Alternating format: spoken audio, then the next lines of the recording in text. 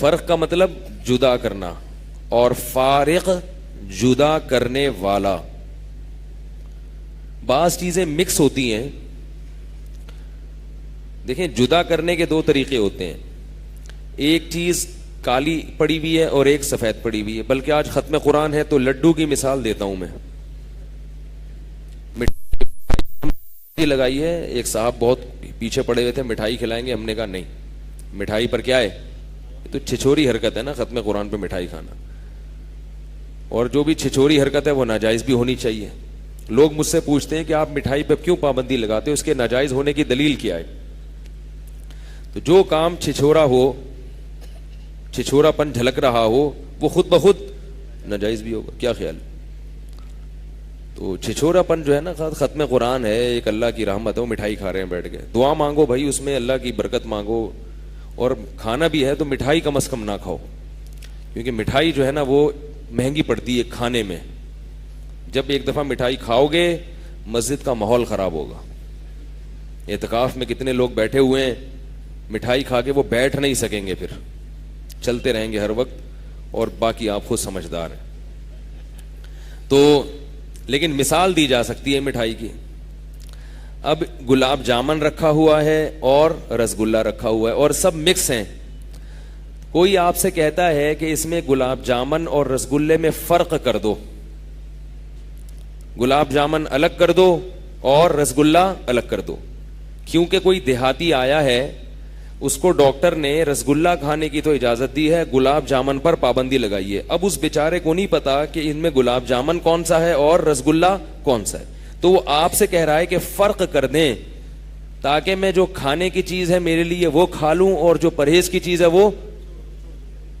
تو اس کا طریقہ کیا ہے, آپ کو پتا ہے کہ بھئی جو ذرا بلیک کلر کے ہیں وہ کیا ہیں, گلاب جامن. اٹھا کے آپ نے یوں کر دی, جو وائٹ وائٹ ہیں وہ آپ نے دوسری طرف کر دیا. اسی طرح جن کا سائز ذرا بڑا ہے, لمبے ہیں, وہ کیا ہیں, رسگلے. اور جو گول ہیں, بولنا پڑے گا آپ لوگوں کو, جو گول ہیں وہ کیا ہیں, گلاب جامن. تو سائز سے بھی فرق پتہ چل رہا ہے اور کلر سے بھی. یہاں جو فرق کرے گا نا, جو بیٹھ کر, اس کو ہم کہیں گے فارق. کیا کہیں گے, فارق, فرق کرنے والا. یہ ادھر کر دیا اور یہ ادھر کر دی. لیکن مسئلہ یہ ہوا کہ ایک مٹھائی کی دکان تھی, اس نے کہا کوئی یونیک قسم کے جو ہے نا پروڈکٹ مارکیٹ میں لاؤ. ہوتا ہے نا, نئی نئی چیزوں کا شوق ہوتا ہے. تو انہوں نے کیا کیا کہ رسگلے بنائے گول اور رنگ کر دیا اس پہ کالا, اور انہوں نے کہا ہم گلاب جامن سفید رکھیں گے اور سائز تھوڑا سا ان کا بڑا کر دیں گے. یا انہوں نے کہا کہ رسگلہ اور گلاب جامن دونوں کا سائز بھی ایک جیسا ہوگا, کلر بھی ایک جیسا ہوگا, ذائقے سے پتا چلے گا کہ یہ کیا ہے, رسگلہ کیا ہے اور گلاب جامن کیا ہے. آپ بھی کہہ رہے ہوں گے یار ختم قرآن پہ چلو مٹھائی نہیں کھلائی, مثال تو اتنی اچھی دے دی نا, آدھا منہ تو پانی سے بھر گیا ہوگا. تو اب مسئلہ ہو گیا خطرناک. اب آپ کیا کرو گے یار, پابندی ہے گلاب جامن پہ, رسگلہ کا حکم ہے. اب چکھنے کی اجازت نہیں ہے کیونکہ جھوٹا کر دیا تو وہ کھائے گا نہیں. اب ایک ایک کو یوں یوں کر کے اٹھا کے دیکھو گے, یوں یوں دبا دبا کے چیک کرو گے. اب کام ہو گیا مشکل. یا اور ایک آسان مثال دیتا ہوں کہ کچھ چاول تھے وہ مکس ہو گئے چنے کی دال میں. اب ان کو فرق کرنا مشکل ہے, تھوڑا سا مشکل ہے, لیکن پھر بھی ہو جائے گا کیونکہ پتا چلے گا یہ چاول ہے اور یہ کیا ہے, یہ چنے کی دال ہے. گھنٹہ لگے گا, 2 گھنٹہ لگے گا, ٹائم زیادہ لگے گا, مگر مشکل تو ہوگی مگر کام ہو جائے گا. لیکن ادھر مسئلہ یہ ہے کہ باسمتی چاول مکس ہو گئے ٹوٹا چاول میں, بلکہ باسمتی میں 100 روپے والے چاول مکس ہو گئے 200 روپے والے چاول میں. اب آپ کے لیے اچھی خاصی ٹینشن کا کام ہے, اور کھانا بھی ضروری ہے. یا آپ کو تنخواہ سے چیز کی مل رہی ہے, الگ کرو, کتنی ٹینشن ہے. آپ نے کیا کیا, اول تو آپ سے غلطیاں بہت ہوں گی اس میں. کئی دانے 200 والے چلے جائیں گے 100 والے میں, اور کئی 100 والے چلے جائیں گے 200. کتنی بھی محنت کر لو گڑبڑ بہرحال ہوگی. ایسے موقع پہ کوئی بہت بڑا سائنسدان آئے یا کوئی چاولوں کا کوئی بہت بڑا ماہر ہو جو فوراً پتہ چلا لیتا ہو اور وہ ایک ایک دانہ باسمتی کا 200 والے کا 100 والے سے الگ کر کے رکھ دے, بالکل ایسے کلیئر کر دے کہ آپ کو چیلنج کر کے دے کہ میں حلفیہ بیان دیتا ہوں کہ ایک دانہ ادھر کا ادھر نہیں ہے اور ادھر کا ادھر نہیں ہے, اگر یہ نکلا ایک دانہ بھی دائیں بائیں ہو گیا تو جو سزا چور کی وہ میری. تو ایسے شخص کو فارق نہیں کہیں گے, فرقان کہیں گے. دودھ کا دودھ پانی کا پانی کرنے والا, ایسے کلیئر کرنے والا کہ اس نے آپ کے لیے کوئی دوسرا آپشن چھوڑا ہی نہیں ہے. اس نے اتنا بڑا چیلنج کر دیا آپ کو, آپ کہو گے یار اب تو دوسری بات ہو ہی نہیں سکتی. وہ کہ یار ثابت کر کے دکھا دو, تم جو سزا دینا چاہو گے میں اس سزا کو قبول کروں گا. مسئلہ یہ ہے کہ یہ تو چاول کی بات ہے نا, چاول آٹے میں مکس ہو گیا, لڈو گلاب جامن میں مکس ہو گیا. اسی طرح دنیا میں سیدھا راستہ غلط راستے کے ساتھ مکس ہوا ہوا ہے, پتہ ہی نہیں چلتا صحیح کیا ہے اور غلط کیا. جتنے منہ اتنی باتیں, اتنے عقائد ہیں پوری دنیا کے انسانوں کو, اگر آپ ان پہ ریسرچ کریں نا پوری دنیا کے انسانوں پر, تو اتنے عقائد ہیں دنیا میں, اتنے نظریات ہیں, چھوٹی سے چھوٹی بات بڑی سے بڑی بات, ہر چیز میں اختلاف ہے. بلوغت کی عمر میں اختلاف ہے, امریکہ میں بلوغت کی عمر اور ہے, برطانیہ میں بلوغت کی عمر اور ہے, پاکستان میں الگ ہے, ہر ملک کا اپنا ہے. بلوغت کے مطلب سمجھدار کب ہوتا ہے؟ پاکستان کہتا ہے 18 سال میں سمجھدار ہوتا ہے بچہ, غالباً امریکہ میں ہے کہ 16 سال میں لائسنس مل جاتا ہے, نہیں بھی ہوگا تو کسی دوسرے ملک میں یہ ہوگا. ایک ایک چیز میں انسان کا کیا ہے؟ اختلاف ہے. اللہ ہے یا نہیں, اس میں کیا ہے؟ سارے انسانوں کی ایک رائے ہے. بھائی میں ٹی وی میں نہیں آ رہا, آپ کو بولنا پڑے گا. بتاؤ اس کائنات کو کوئی بنانے والا ہے یا خود سے بنی ہے؟ اس میں سب کا اتفاق ہے؟ بولو نا بھائی. اختلاف ہے بھائی. ایتھیسٹ کیا کہتے ہیں؟ خود بخود بنی ہے. اور جو دہریے نہیں ہیں, مذہب کو فالو کرتے ہیں, وہ کہتے ہیں نہیں کسی نے بنایا ہے. پھر جس نے بنایا ہے, ایک نے بنایا ہے, بہت سارے ہیں, اس کے ساتھ کوئی شریک بھی تھا.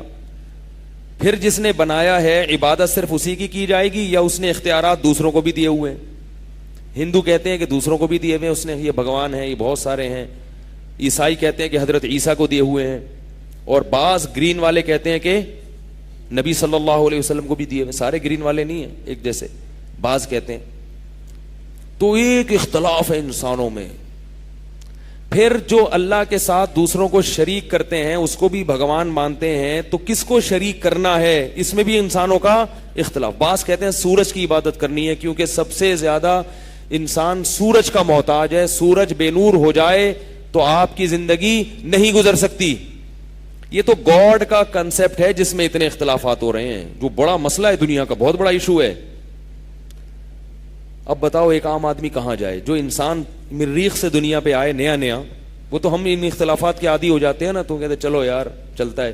کوئی مریخ سے آئے دنیا میں اور وہ پریشان ہو کہ یار انسانوں میں صحیح زندگی کس کی ہے اور غلط زندگی کس کی ہے, تو اب وہ کیا کرے گا؟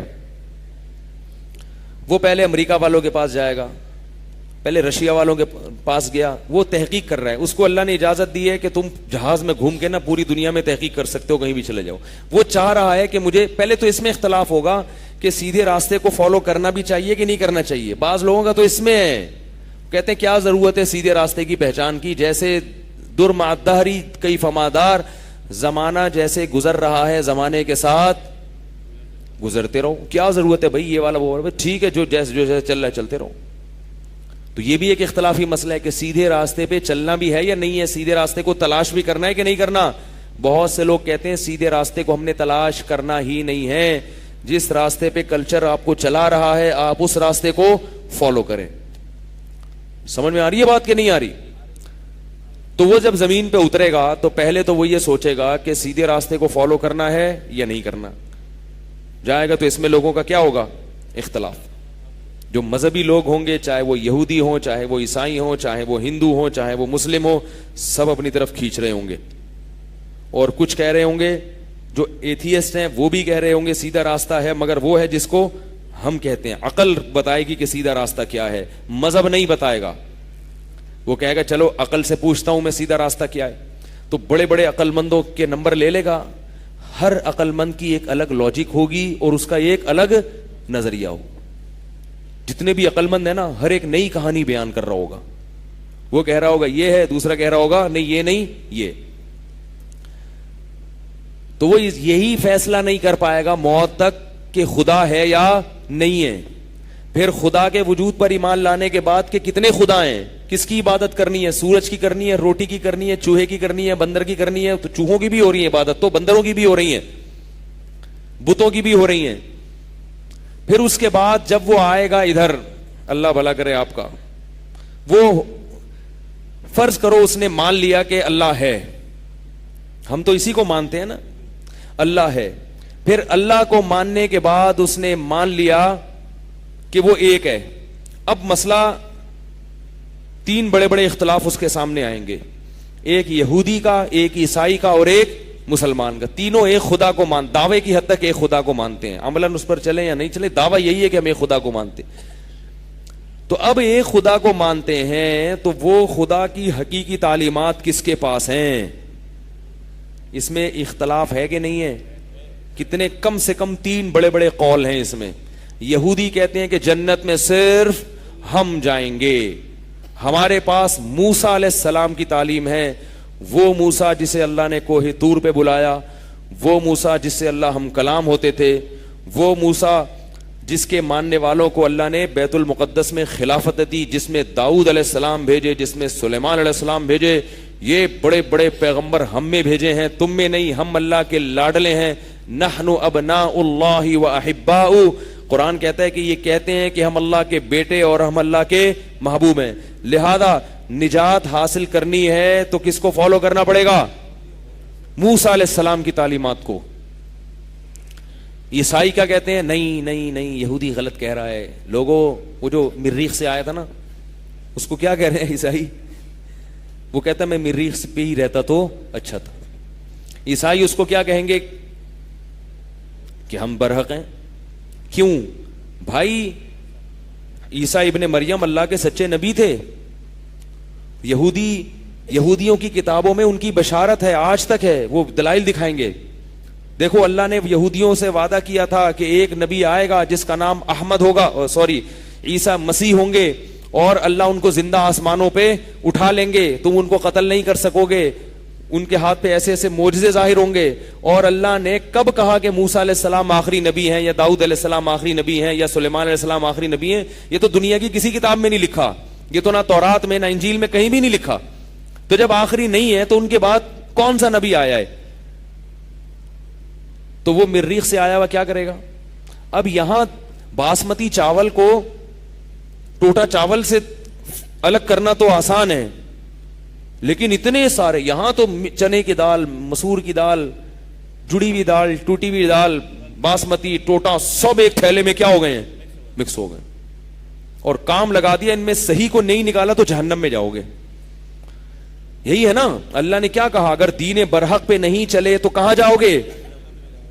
وہاں تو صرف یہ تھا کہ رسگلہ اور گلاب جامن کا مسئلہ تھا, غلط چیز کھا لی تو بد پرہیزی ہو جائے گی زیادہ سے زیادہ. اور ادھر کیا ہے, جو صحیح اور غلط میں اگر فرق نہیں کیا اور موت تک تمہیں اس نتیجے پر نہیں پہنچے کہ صحیح کیا اور غلط کیا, تو جہنم کی آگ تمہارا انتظار کر رہی ہے. فاتقوا النار, اس آگ سے ڈرو جو اللہ نے گمراہ لوگوں کے لیے تیار کر کے رکھی ہے, وہ آگ ہے جہنم کی. تو اب آپ مجھے بتاؤ کہ وہ مریخ سے آیا ہوا بیچارہ کیا کرے گا؟ ادھر مسلمان مل گئے, کوئی مولوی صاحب ملے, انہوں نے کہا کہ صحیح کیا ہے؟ ابے یہ تو جہنمی ہے, عیسائی, یہودی. صحیح مذہب کیا ہے؟ اسلام ہے, محمد صلی اللہ علیہ وسلم. ہم فرض کر لیتے ہیں کہ وہ مسلمانوں سے متاثر ہو کر مسلمانوں کے پاس آ گیا کہ چلو میں تمہارے دین کو فالو کرتا ہوں. یہ ساری چیزیں فرضی ہیں. مسلمانوں کے پاس آ کے بھی وہ اس کا مسئلہ حل نہیں ہوگا. سب سے پہلے 3 قسم کی چیزیں آئیں گی اس کے سامنے, گرین, وائٹ اور ٹانگیں چوڑی کرنے والے. گرین چینل, وائٹ چینل اور, بولو نا بھائی, یہ تو بڑے بڑے ہیں 3. اس کے آگے پھر نیچے بھی ہیں شاخیں بہت ساری, ٹینڈ کرانے والے, سر پہ بال رکھنے والے, ٹھیک ہے نا. پھر ایڈوانس مفتی, ذرا زمانے کے حساب سے اپنے آپ کو اپ گریڈ رکھنے والے. تو عجیب عجیب چیزیں اس کو ملیں گی, اور ہر ایک کہہ رہا ہوگا صحیح. 73 فرقے نبی نے فرمایا تو ہوں گے, جس میں ایک جنتی, میں صرف جنتی, باقی سارے کیا ہیں, 72 کے 72 جہنمی. پریشان ہوگا. پھر وہ یوٹیوب پہ جائے گا, بولے گا یار آج تک گوگل نے کبھی مایوس نہیں کیا. گوگل صرف ایک جگہ پہ آ کے فیل ہوا ہے. ایک دفعہ کسی پاگل نے غلطی سے لکھ دیا گوگل پہ بیوی کو قابو کرنے کا طریقہ, کمپیوٹر ہینگ ہو گیا, نیٹ جو ہے نا بند ہو گیا, ہکا بکا ہو گیا. بھائی تو کیا پوچھ رہا ہے یار, ہینگ ہو گیا بھائی وہ. تو لیپ ٹاپ میں وائرس آ گیا, اس کے سسٹم ہی تباہ ہو گیا اس کا. خیر, اب اس نے جناب یوٹیوب پہ گیا, تو یوٹیوب پہ ادھر لکھا ہے 20 رکعت تراویح سنت موقدہ, نیچے کلپ ہوگا تراویح صرف 8 رکعتیں ہیں. نیچے غامدی صاحب کا بیان ہوگا تراویح ہے ہی نہیں اسلام میں, تراویح اسلام میں ہے ہی نہیں, یہ تو مولویوں نے بنائی بھی. تراویح کا لفظ دکھا دو بخاری میں, تراویح نہیں ہے. یہ 8 اور 20 کے جھگڑے تو بہت بات کے ہیں. تو کہاں جائے گا بیچارہ, سوچو نا یار, ہے بھائی. پھر کچھ ایسے ہوں گے جو منکرین حدیث ہوں گے, جو کہیں گے حدیث ہے ہی نہیں, صرف قرآن ہے. کچھ ہوں گے جماعت المسلمین میں جائے گا, پھر وہ کہے گا چھوڑو ان فرقوں سے, براءت کا اعلان کرو, اللہ نے تمہارا نام کیا رکھا ہے, مسلمین رکھا ہے. تو جماعت المسلمین سے ملے گا, جماعت المسلمین والے اس کو بتائیں گے یہ کیا دیوبندی, بریلوی, گرین, ہری پگڑی, تھانوی, مدنی, تم لوگ کے بنائے ہوئے نام ہیں. ان ہی الا اسماء سمیتموہا انتم وآباؤکم, جو بتوں پہ آیتیں پڑھ کے سنائی جاتی تھی نا کہ یہ تمہارے باپ دادا نے نام رکھے, لات, منات اور عزا, وہ ساری آیتیں کس پہ فٹ کریں گے, ہمارے اوپر. قرآن نے کہا ہے کہ لات, منات, عزا یہ جو بتوں کے نام ہے تو تمہارے باپ دادا کے رکھے ہوئے, ان کا کوئی حقیقت نہیں ہے. تو وہ سب کہاں کہیں گے یہ حنفی, مالکی, شافی, دیوبندی, بریلوی, یہ سب کس کے رکھے ہوئے, باپ نبی نے تھوڑی رکھے ہیں. بڑی زبردست بات لگے گی اس کو. تو وہ پھر چلا گیا بالآخر کس میں, جماعت المسلمین. مسئلہ حل نہیں ہوا. اس کو پتہ نہیں تھا کہ یہ جماعت المسلمین پارٹ 1 ہے, یہ جماعت المسلمین پارٹ 1 ہے, ایک پارٹ 2 بھی ہے, ٹھیک ہے نا. اب وہ آگے پوچھے گا کہ حدیث میں جس جماعت المسلمین کو جوائن کرنے کا حکم ہے وہ پارٹ 1 تھی یا پارٹ 2 تھی.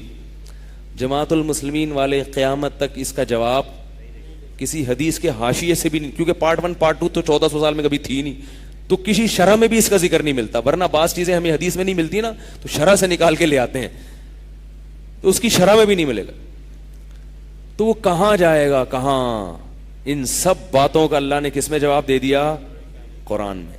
تبارک الذی نزل الفرقان, پاک ہے وہ ذات جس نے الفرقان کو نازل کیا, جو حق اور باطل کو ایسے جدا کرتی ہے کہ دودھ کا دودھ اور پانی کا پانی کر کے رکھ دیتی, ایک دم کلیئر کر دے گی تمہارے نظریات کو. لیکن سوال یہ پیدا ہوتا ہے کہ اگر کر دیتی ہے تو ساری دنیا کے کانسیپٹ کلیئر ہوئے کیوں نہیں. آپ لوگوں کی سمجھ میں نہیں آ رہی تو غیر مسلموں کی سمجھ میں کہاں سے آئیں گی یہ باتیں. سوال یہ پیدا ہوتا ہے کہ کانسیپٹ کلیئر ہو کیوں نہیں رہے.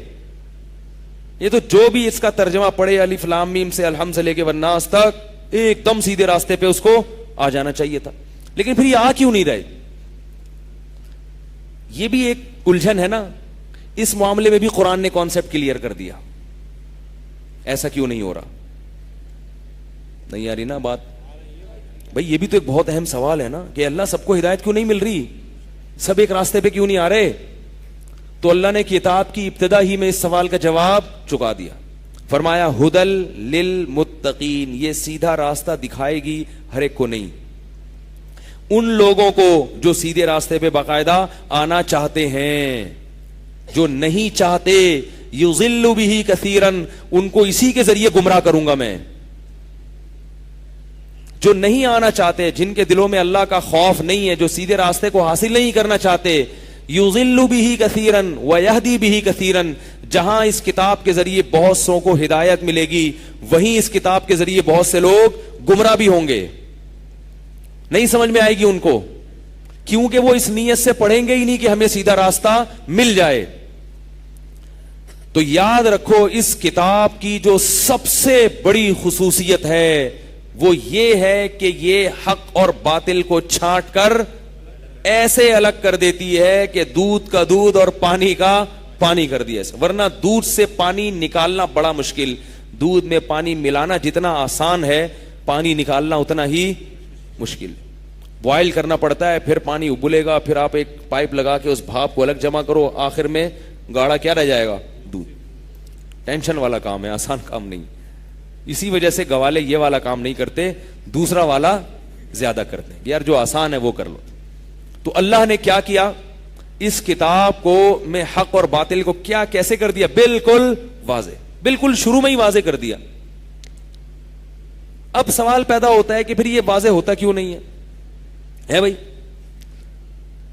میرے ایک دفعہ ایک منکرین حدیث سے بات ہوئی, اگر آپ صحیح طرح سے قرآن سمجھیں تو خدا کی قسم قرآن انسان کے 14 طبق روشن کر دیتا ہے, وہ آپ کو ان تمام گمراہیوں کے اندھیروں سے نکال دیتا. ایک دفعہ ایک منکرین حدیث تھے, منکرین حدیث, ان سے میری, میں کئی دفعہ یہ واقعہ بیان کر چکا ہوں لیکن میں مختصر صرف تھوڑی سی ہلکی سی روشنی ڈالوں گا تاکہ میں جو کہنا چاہ رہا ہوں وہ سمجھ میں آ جائے. وہ میرے پاس آئے اور کہنے لگے کہ حدیث حجت نہیں ہے, صرف قرآن حجت ہے, یعنی ہمیں صرف قرآن کو فالو کرنا چاہیے, حدیث کو فالو نہیں کرنا چاہیے. میں نے کہا کیوں؟ انہوں نے کہا بخاری میں غلطیاں ہیں, مسلم میں غلطیاں, جو الٹے سیدھے الزامات لگاتے ہیں, ابو داؤد میں یہ غلطی ہے, فلانے میں یہ غلطی ہے. میں نے کہا آپ قرآن کو تو مانتے ہو نا؟ اس نے کہا ہاں مانتا ہوں. میں نے کہا پورے کو مانتے ہو یا آدھے کو مانتے ہو؟ یاد رکھو جہاں بھی گڑبڑ ہوگی نا, کوئی باطل فرقہ پیدا ہوگا, وہ پورے قرآن کو نہ ماننے کی وجہ سے ہوگا. کچھ آیتیں لے رہا ہوگا اور کچھ چھوڑ رہا ہوگا. گڑبڑ یہاں سے شروع ہوتی ہے. اس نے کہا پورے کو مانتے ہیں. میں نے کہا پورے میں آتا ہے کہ نبی صلی اللہ علیہ وسلم کو اللہ نے فرمایا کہ هو الذی بعث فی الامیین رسولا, اس نے اپنے رسول کو بھیجا. اس رسول کی ذمہ داریاں کیا ہیں؟ 3 ذمہ داری. وَيُعَلِّمُهُمُ الْكِتَابَ, ان 3 ذمہ داریوں میں پہلی ذمہ داری ہے کہ نبی ان کو کتاب سکھائیں گے. کیا کریں گے نبی؟ بولے نا بھائی, سکھائیں گے. میں نے کہا اگر یہ بخاری مسلم اور یہ حدیث کی ساری کتابیں بالفرض غلط ہیں تو نبی نے جو قرآن سکھایا صحابہ کو, پھر صحابہ نے وہی نبی کا سیکھا ہوا آگے پہنچایا, تو وہ نبی کا سکھایا ہوا گیا کہاں پھر؟ کیونکہ اللہ تو فرما رہے ہیں کہ یہ قرآن تمہاری, پورا قرآن خود سے سمجھ میں نہیں آئے گا, بلکہ کون سکھائے گا تمہیں؟ نبی. یہ تو خود قرآن کہہ رہے ہیں. اگر پورا قرآن خود سے سمجھ میں آ جاتا تو اللہ یہ کیوں کہتے کہ نبی سکھائیں گے؟ اگر یہ اجمیوں میں نازل ہوتا تو ہم کہتے کہ بھئی چونکہ ان کو عربی نہیں آتی تھی تو نبی ان کو عربی پہلے سکھا دیں گے جس سے وہ سیکھ لیں گے. لیکن یہ تو انہی کی زبان پہ نازل ہوا نا, عربوں کی زبان پہ نازل ہوا ہے, یہ جو وہ بولتے تھے اسی پہ نازل ہوا ہے. ان کی جو مادری زبان تھی اس زبان میں قرآن نازل ہوا ہے. تو ظاہر ہے ان کو لفظوں کے مطلب آتے تھے, گرامر آتی تھی, سب کچھ آتا تھا. اس کے باوجود قرآن کہہ رہا ہے کہ سکھائے گا کون؟ نبی. تو میں نے کہا وہ نبی کا سکھایا ہوا گیا کہاں؟ اگر وہ غائب ہو گیا تو اس کا مطلب قرآن ہم سمجھ سکتے ہی نہیں ہیں. تو پھر پورے قرآن پہ چل ہی نہیں سکتے جب سمجھ ہی نہیں سکتے. جب سمجھ ہی نہیں سکتے تو چل کہاں سے سکتے ہیں بھائی؟ تو وہ ادھر ادھر کی مارنے لگے, کہہ رہے ہیں بخاری میں یہ غلطی. میں نے کہا چلو یار بخاری کو ایک طرف رکھ دو, مسلم تو صحیح والی کتابیں دکھا دو نا پھر. میں نے کہا کوئی کیسٹ کی شکل میں ہو, کوئی آڈیو کی شکل میں ہو, کچھ بھی ہو, کوئی لکھی ہوئی تحریر ہو, دکھاؤ, پھر ہم اس کو مقابلہ کریں گے تو جو صحیح لگے گا اس کو لے لیں گے. تو وہ کہتا ہے کہ بھائی نبی نے یہی تو سکھایا جو قرآن ہے, یہی دے کے چلے گا, یہی سکھایا. تو میں نے اس کو ایک مثال دی, بس میں مثال ختم کر کے پھر اپنا بیان جو میں چل رہا تھا اس پہ آتا ہوں. میں نے کہا دیکھو اسکول آپ نے پڑھا ہے, نیوٹن کا ایک قانون ہے, لا ہے کہ جو چیز متحرک ہے وہ ہمیشہ متحرک رہے گی. کیا خیال ہے؟ جب تک کوئی رکاوٹ نہ ہو. اور جو رکی ہوئی ہے وہ ہمیشہ رکی رہے گی جب تک اس کو چلانے والی کوئی چیز نہ ہو. میں نے کہا یہ قانون آپ نے بچوں کو پڑھایا, آپ ٹیچر تھے, آپ نے کہا جو چیز متحرک ہے وہ متحرک رہے گی, جو رکی ہوئی ہے وہ رکی ہوئی رہے گی. یہ اس کا متن پڑھ کے آپ نے بچوں کو پڑھا دیا. اب بچے کہہ رہے ہیں سر ڈیفائن کریں اس کو, آپ اس قانون کو ہمیں سمجھائیں. آپ نے دوبارہ سے متن پڑھ کے سنا دیا. وہ کہہ رہے ہیں بھائی یہ تو پتا تو چل گیا یہ لا ہے, اب ذرا اس کو ڈیفائن کریں نا. نبی کی ذمہ داری ہے لِتُبَيِّنَ لِلنَّاسِ, قرآن کہہ رہے ہیں نبی اس کو ڈیفائن کریں گے. تو سر پلیز اب آپ یہ نیوٹن کے لا کو ڈیفائن کریں. آپ نے پھر وہی قانون پڑھ کے سنا دیا. تو وہ کہے گا سر آپ خیریت سے تو ہیں, طبیعت تو ٹھیک ہے, یہ تو سنا دیا ہم نے سن لیا, اب ڈیفائن تو اپنے الفاظ میں ہوتا ہے نا بھائی, تشریح تو اپنے الفاظ میں کی جائے گی. میں نے کہا قرآن کا متن تو آ گیا الحم سے لے کے والناس تک, اللہ کہہ رہے تشریح کون کرے گا؟ نبی. تو وہ تو نبی کے الفاظ میں ہوگی نا تشریح, وہ کہاں گئی؟ تو بیچارہ 2 گھنٹے تک ادھر ادھر بغلیں جھانکتا رہے. میں نے کہا یہ تو تمہارا علم ہے, میرا تو خیال تھا ابھی ہم آگے چلیں گے تو باتیں ہوں گی, تو بات یہیں آگے سے. تو میں بتا رہا ہوں ہر باطل آدمی کیا کرتا ہے, قرآن کا نام لیتا ہے مگر پورے قرآن کو فالو, بولو بھائی, نہیں کرتا. پورے قرآن کو. اور کیوں فالو نہیں کرتا؟ وجہ اس کی کیا ہے؟ شروع میں اللہ نے بتا دیا کہ اس میں ہدایت صرف متقین کے لیے جو پرہیزگار بننا چاہتے ہیں. یہ لوگ چاہتے ہی نہیں ہیں, یہ امت کو توڑنا چاہتے ہیں, فرقوں میں بانٹنا چاہتے ہیں, نام اتحاد کا لیتے ہیں, کام امت کو توڑنے کا کرتے ہیں. 2-3 مثالیں دے کے بس میں جلدی سے اس موضوع کو سمیٹتا ہوں. میں نے کہا اسی طرح بعض لوگ کہتے ہیں ہم فقہا کو نہیں مانتے, بعض کیا کہتے ہیں ہم فقہا کو نہیں مانتے, ہم صرف قرآن اور حدیث کو مانتے ہیں. وہ حدیث کو بھی ساتھ میں لگا دیتے ہیں مگر ہم فقہا کو, بولو بھائی, نہیں مانتے. ان کے لیے وہ اس کا مطلب وہ قرآن کو مانتے ہیں مگر آدھا, وہ قرآن کو مانتے ہیں مگر آدھا. کیونکہ قرآن مجید میں اللہ نے, اس میں چھوٹا سا مناظرہ سنا دوں اپنا, چھوٹا سا, زیادہ نہیں. ایک دفعہ ایک صاحب میرے پاس آئے, وہ اصل میں واقعہ سنانے سے فائدہ یہ ہوتا ہے کہ واقعے کے ضمن میں بات بالکل اچھی طرح دماغ میں اتر جاتی ہے. ایک دن ایک صاحب آئے, وہ بھی وہی تھے, پارٹ 1 والے تھے. وہ پارٹ 1 تھے نا جماعت المسلمین, پارٹ 1 پارٹ 2, تو میرے خیال ہے پارٹ 1 کے تھے, پتہ نہیں پارٹ 2 کے تھے. تو وہ مجھے کہنے لگے کہ تم لوگ جو فقہا کو مانتے ہو, فلاں نے ابو حنیفہ نے یہ کہا, تو امام شافعی نے یہ کہا, تو فلاں فقہا نے یہ کہا, یہ کیا ہوتا ہے؟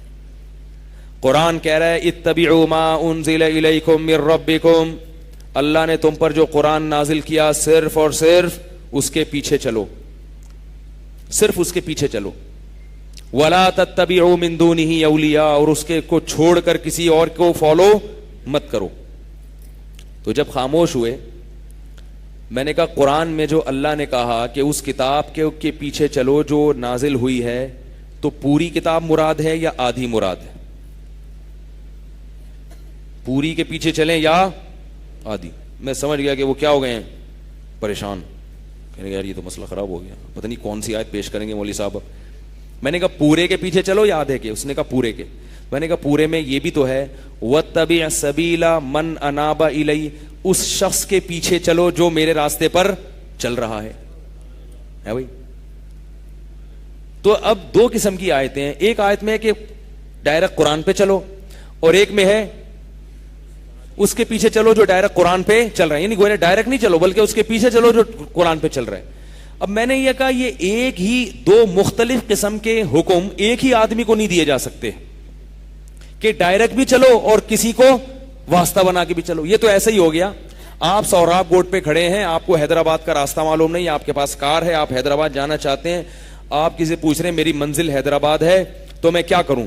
ایک طریقہ تو یہ کہ آپ کو ڈائریکٹ حیدرآباد کا راستہ بتا دیا جائے, بھائی یہاں سے یوں جاؤ, ڈائریکٹ جاؤ, نوری آباد آئے گا, پھر یوں آئے گا, یہ نقشہ ہے, گوگل میپ ہے, سمجھ سکتے ہو تو ٹھیک ہے, آپ نے پورا گوگل میپ سمجھا, آپ جا رہے ہیں. اور ایک طریقہ یہ کہ یار آپ گاؤں کے دیہاتی ہو, آپ کو گوگل میپ کا نہیں پتا, ٹھیک ہے نا, آپ کو کچھ بھی نہیں پتا گوگل میپ کے نوری آباد کدھر ہے, تو پھر آسان یہ کہ بھائی اس کو آتا ہے, یہ جو ٹرک جا رہا ہے نا حیدرآباد, اس کے پیچھے پیچھے چلو, یہ وہیں جا رہا ہے. اعتماد دلا دیا کہ یہ کہاں جا رہا ہے, یہ ادھر ہی جا رہا ہے, لہذا اس کے پیچھے پیچھے چلو. اب آپ جب اس کے پیچھے پیچھے جا رہے ہیں تو وہ آپ کو بلا کے کہتا ہے نہیں ڈائریکٹ جاؤ, کہتا ہے ڈائریکٹ جاؤں, اچھا میں ڈائریکٹ, نہیں ڈائریکٹ نہیں جاؤ, اس کے پیچھے چلو. تو کہتا ہے بھائی یا تو ڈائریکٹ جاؤں گا یا پیچھے چلوں گا. آپ کہتے ہیں نہیں, دونوں حکم کو ایک ہی وقت میں فالو کرو, ڈائریکٹ بھی جاؤ اور اس کو فالو بھی کرو. وہ کہے گا یہ کیا درد سر ہے بھائی. تو یہ 2 متضاد حکم ہیں کہ قرآن کو ڈائریکٹ بھی فالو کرو اور کسی کے پیچھے بھی چلو. تو ایک ہی آدمی کو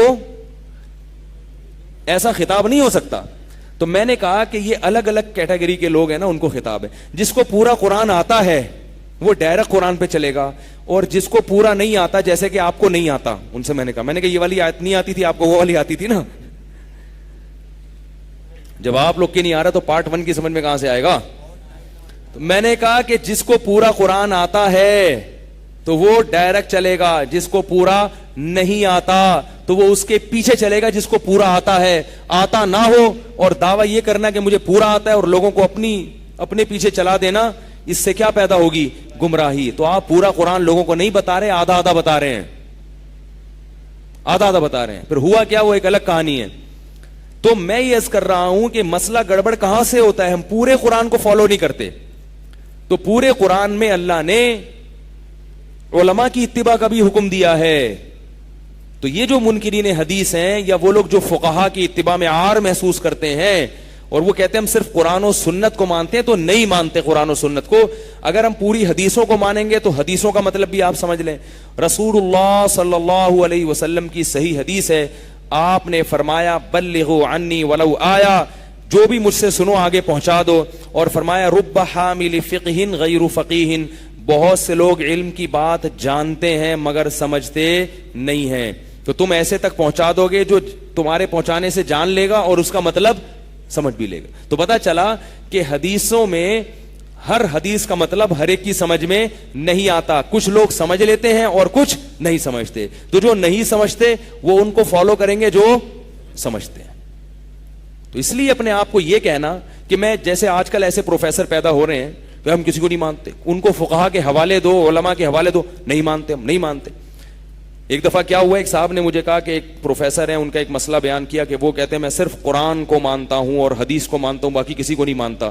اور اس بیس پہ انہوں نے رجم کا انکار کر دیا. رجم جو ہے نا, شادی شدہ مرد کو زنا جو کرے اس کو شریعت نے کیا حکم دیا ہے, پتھروں سے مار کے ہلاک کرو.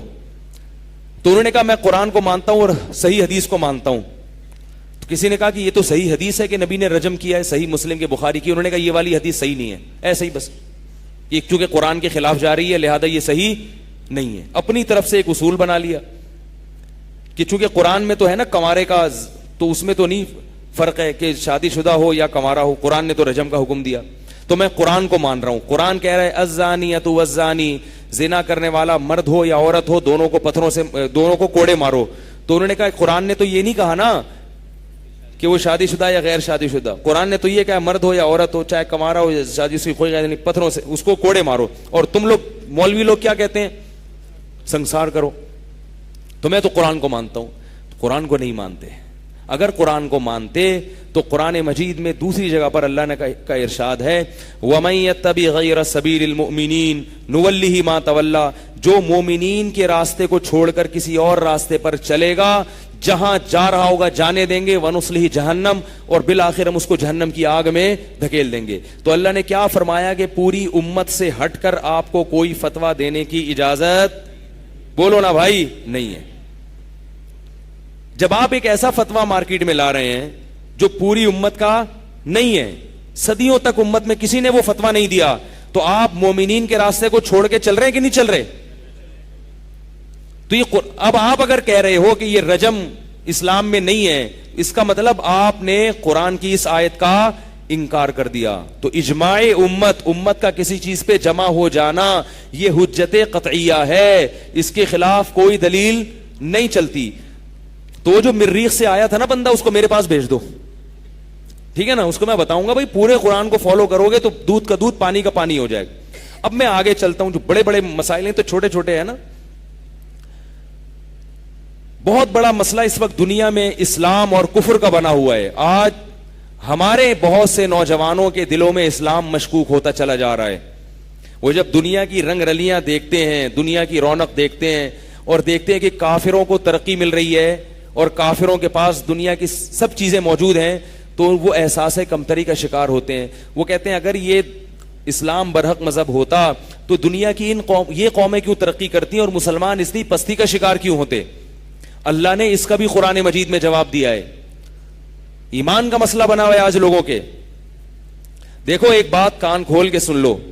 ایک دفعہ ایک بندہ آیا میرے پاس, واقعات میں اس لیے سناتا ہوں, میں نے بتایا کہ وہ واقعات سے جو بات سمجھ میں آتی ہے. ایک صاحب میرے پاس آئے, کہنے لگے کہ مجھے اسلام کے بارے میں شکوک و شبہات ہیں. یہ خوب اچھی طرح سمجھیں. یہ جو میری بحث ہوئی نا 1-1.5 مہینے پہلے کی بات ہے. کہنے لگا مجھے اسلام کے بارے میں بولو نا شکوک و شبہات, جس کی وجہ سے نہ میں عبادت کر پا رہا ہوں, نہ میں کچھ بھی نہیں میرے سے ہو رہا. مجھے تو کانسیپٹ ہی کلیئر نہیں ہو رہا. بہت ساری چیزوں کے اشکالات ہیں جو مجھے جواب نہیں مل رہے. میں نے کہا اچھا میں آپ کی ایک اشکال کا بعد میں جواب دوں گا, لیکن پہلے یہ بتاؤ کہ اسلام چھوڑ کے کس کو فالو کرنا چاہتے ہو, اور جس کو فالو کرنا چاہتے ہو کیا اس پہ اشکالات نہیں ہیں؟ ہے بھائی. ایک آدمی تھا ہمارے بچپن میں, اس کو اسلام پر یہ اشکال ہوا کہ مسلمانوں میں لڑائیاں بہت ہوئی ہیں آپس میں, تلواریں چلی ہیں, گردنیں کٹی ہیں, حضرت علی کو بھی شہید کیا گیا, کربلا میں حضرت حسین کو شہید کیا گیا, اور یہ اسلام کی تاریخ تو اس سے بھری ہوئی ہے, لہذا اسلام چھوڑ کے نقل کفر نباشت معاذ اللہ عیسائی ہو گیا. کیا بن گیا؟ عیسائی. کسی عیسائی نے اس کو ورغلایا تھا, یہ ورغلایا تھا کہ یار یہ اسلام میں تو اتنی لڑائیاں ہیں, عیسائی تو امن اور شانتی کا مذہب ہے, عیسائیت میں تو محبت ہے, محبت, اور ہر جگہ محبت. کو ایک تھپڑ مارے دوسرا اس کے آگے کر دو. اس کی شراب میں اگر کسی نے لکھا ہو تو ایک مکہ مارے تو دوسرا مکہ بھی کھا لو. پھر شروحات بھی تو ہوتی ہیں نا, یہ تو متن ہے نا, آگے اس کی تشریحات ہے. تو عیسائیت میں اتنی محبت, اور وہ عیسائی بن گیا. تو میں اس سے ملا تو نہیں, لیکن جو بندہ درمیان میں تھا, میں نے اس سے کہا کہ اس سے جا کے کہنا تمہیں اسلام پر یہ اشکال ہو رہا ہے کہ اس میں تلواریں چلی ہیں, مسلمانوں نے آپس میں ایک دوسرے کو بڑا قتل کیا, اور یہ ہوا اور وہ ہوا, اور اس بیس پر تم نے کون سا مذہب قبول کیا؟ عیسائی. اور عیسائی کی جو بنیاد ہے, ان کا جو کلمہ ہے, وہی عقل تسلیم نہیں کرتی کہ خدا ایک بھی ہے اور خدا 3 بھی ہیں. یہاں سے ہمارا کلمہ تو فوراً سمجھ میں آئے گا نا, آگے ہمارے اعمال گڑبڑ ہیں, کوئی اس کی ٹانگیں کھینچ رہا ہے, کوئی اس کی ٹانگیں. مذہب تو غلط نہیں ہے نا, مذہب کو فالو کرنے والوں میں صحیح بھی ہیں اور غلط بھی ہیں. میں نے کہا وہ تو مذہب کی بنیاد کہاں سے شروع ہو رہی ہے؟ خدا ایک بھی ہے اور خدا 3 بھی ہیں. اس کا جواب پتہ ہے عیسائی کیا دیتے ہیں؟ عیسائی اس کا جواب یہ دیتے ہیں کہ کچھ باتیں ایسی ہوتی ہیں جو عقل سے بالاتر ہوتی ہیں, جو سمجھ میں نہیں آتی. جیسے قبر کا عذاب, وہ بھی مانتے ہیں قبر کے عذاب. قبر کا عذاب سمجھ میں آتا ہے؟ ہاں ہوں کریں گے نا تو پھر میں آگے چلوں گا بھائی. عقل تو نہیں مانتی نا, قبر میں بندہ مٹی ہو گیا, ہم کہہ رہے ہیں پھر بھی عذاب ہو رہا ہے, ثواب ہو رہا ہے. تو وہ کہنے لگے عیسائی کہ بہت سی باتیں ایسی ہیں جو عقل مذہب نے بتا دی تو مان لو, اگرچہ عقل میں نہیں آتی. تو اسی طرح ہم نے جو کہہ دیا کہ اللہ 3 بھی ہیں, اللہ تعالیٰ, حضرت مریم, حضرت عیسیٰ 3 بھی ہیں لیکن ایک بھی ہے, تو یہ بات عقل میں نہیں آتی, مگر مذہب نے کہی ہے تو اس کو تسلیم کر لو. سمجھ آ رہی ہے بات؟ اس کا جواب یہ ہے کہ ایک ہوتا ہے عقل سے بالاتر ہونا کسی چیز کا, اور ایک ہوتا ہے عقل کے خلاف ہونا. عقل سے بالاتر کیا وہاں تک آپ کی عقل پہنچ نہیں پا رہی. اس کی مثال ایسے ہے جیسے آپ کسی کو کہیں 325 کو 448 سے ضرب دیا جائے تو 2348 جواب آتا ہے, اور کیلکولیٹر بھی نہیں آپ کے پاس. اب آپ کہو گے یار اتنی کیلکولیشن تو میں نہیں جانتا, میں تو 2 اور 2 4 جانتا ہوں, تو میری عقل میں نہیں آ رہی یہ چیز. لیکن کہنے والا چونکہ سچا ہے تو مان لیتا ہوں میں. کیا خیال ہے بھائی؟ کہنے والا سچا ہے تو مان لیتا ہوں, اور اگر کہنے والا سچا نہیں ہے, اعتماد نہیں ہے, تو بھائی مجھے کیا پتا یار, میں ان چیزوں سے واقف نہیں ہوں. لیکن اگر کوئی یہ کہے کہ 2 اور 2 5 ہوتے ہیں, اب آپ کو کہنے والا چونکہ بہت ہی سچا ہے, بات عقل میں آ تو نہیں رہی ہے لیکن پھر بھی مان لیتا ہوں, تو یہ آپ کے پاگل ہونے کی دلیل ہوگی. کوئی کتنا ہی سچا ہو, جو بھی 2 اور 2 کو 5 کہے گا, یا تو خواب میں کہے گا, یا پی کے کہے گا, یا وہ آپ کو الو بنا رہا ہے, یا جان کر جھوٹ بول رہا ہے. کوئی نہ کوئی بات ہے. 2 اور 2 کبھی بھی 5 نہیں ہو سکتے. تو اللہ نے ہمیں بتایا کہ قبر کا عذاب ہے, یہ عقل سے بالاتر ہے, کیونکہ ہم نے مر کے دیکھا نہیں, ہم تو اس دنیا کو جانتے ہیں. اللہ نے بتایا جنت ہے, ہماری عقل سے بالاتر ہے, ہم نے دیکھی نہیں ہے جنت. اللہ نے کہہ دی, سچے نے کہہ دی, ہم نے مان لیا. لیکن 3 ایک نہیں ہو سکتا اور 1 3 نہیں ہو سکتا. یہ عقل سے بالاتر نہیں ہے, یہ عقل کے خلاف ہے. دن کو رات کہنا, رات کو دن کہنا, یہ عقل سے بالاتر نہیں ہے, یہ عقل کے خلاف ہے. تو جو اسلام کے علاوہ دنیا میں دیگر مذاہب ہیں, اگر آپ ان کی تحقیق کرو تو وہ عقل سے بالاتر باتیں نہیں کرتے, بلکہ وہ عقل کے خلاف باتیں کرتے ہیں. الحم سے لے کے والناس تک قرآن میں اور محمد صلی اللہ علیہ وسلم کی حدیثوں میں کوئی ایک بات بھی عقل کے خلاف آج تک کوئی ثابت نہیں کر سکا ہے. کوئی ایک دعویٰ ایسا کیا ہو مذہب نے جو عقل کے خلاف جا رہا ہو, جس کو انسان کہتا ہو یہ تو ہو ہی نہیں سکتا، نام ایسا ہو نہیں سکتا، کوئی ایسا دعویٰ کیا نہیں ہے. ایک دفعہ کسی نے اعتراض کیا تھا کہ قرآن میں آتا ہے للشمس ينبغي لها ان تدرك القمر ولا الليل السابق النهار كل في فلك يسبحون.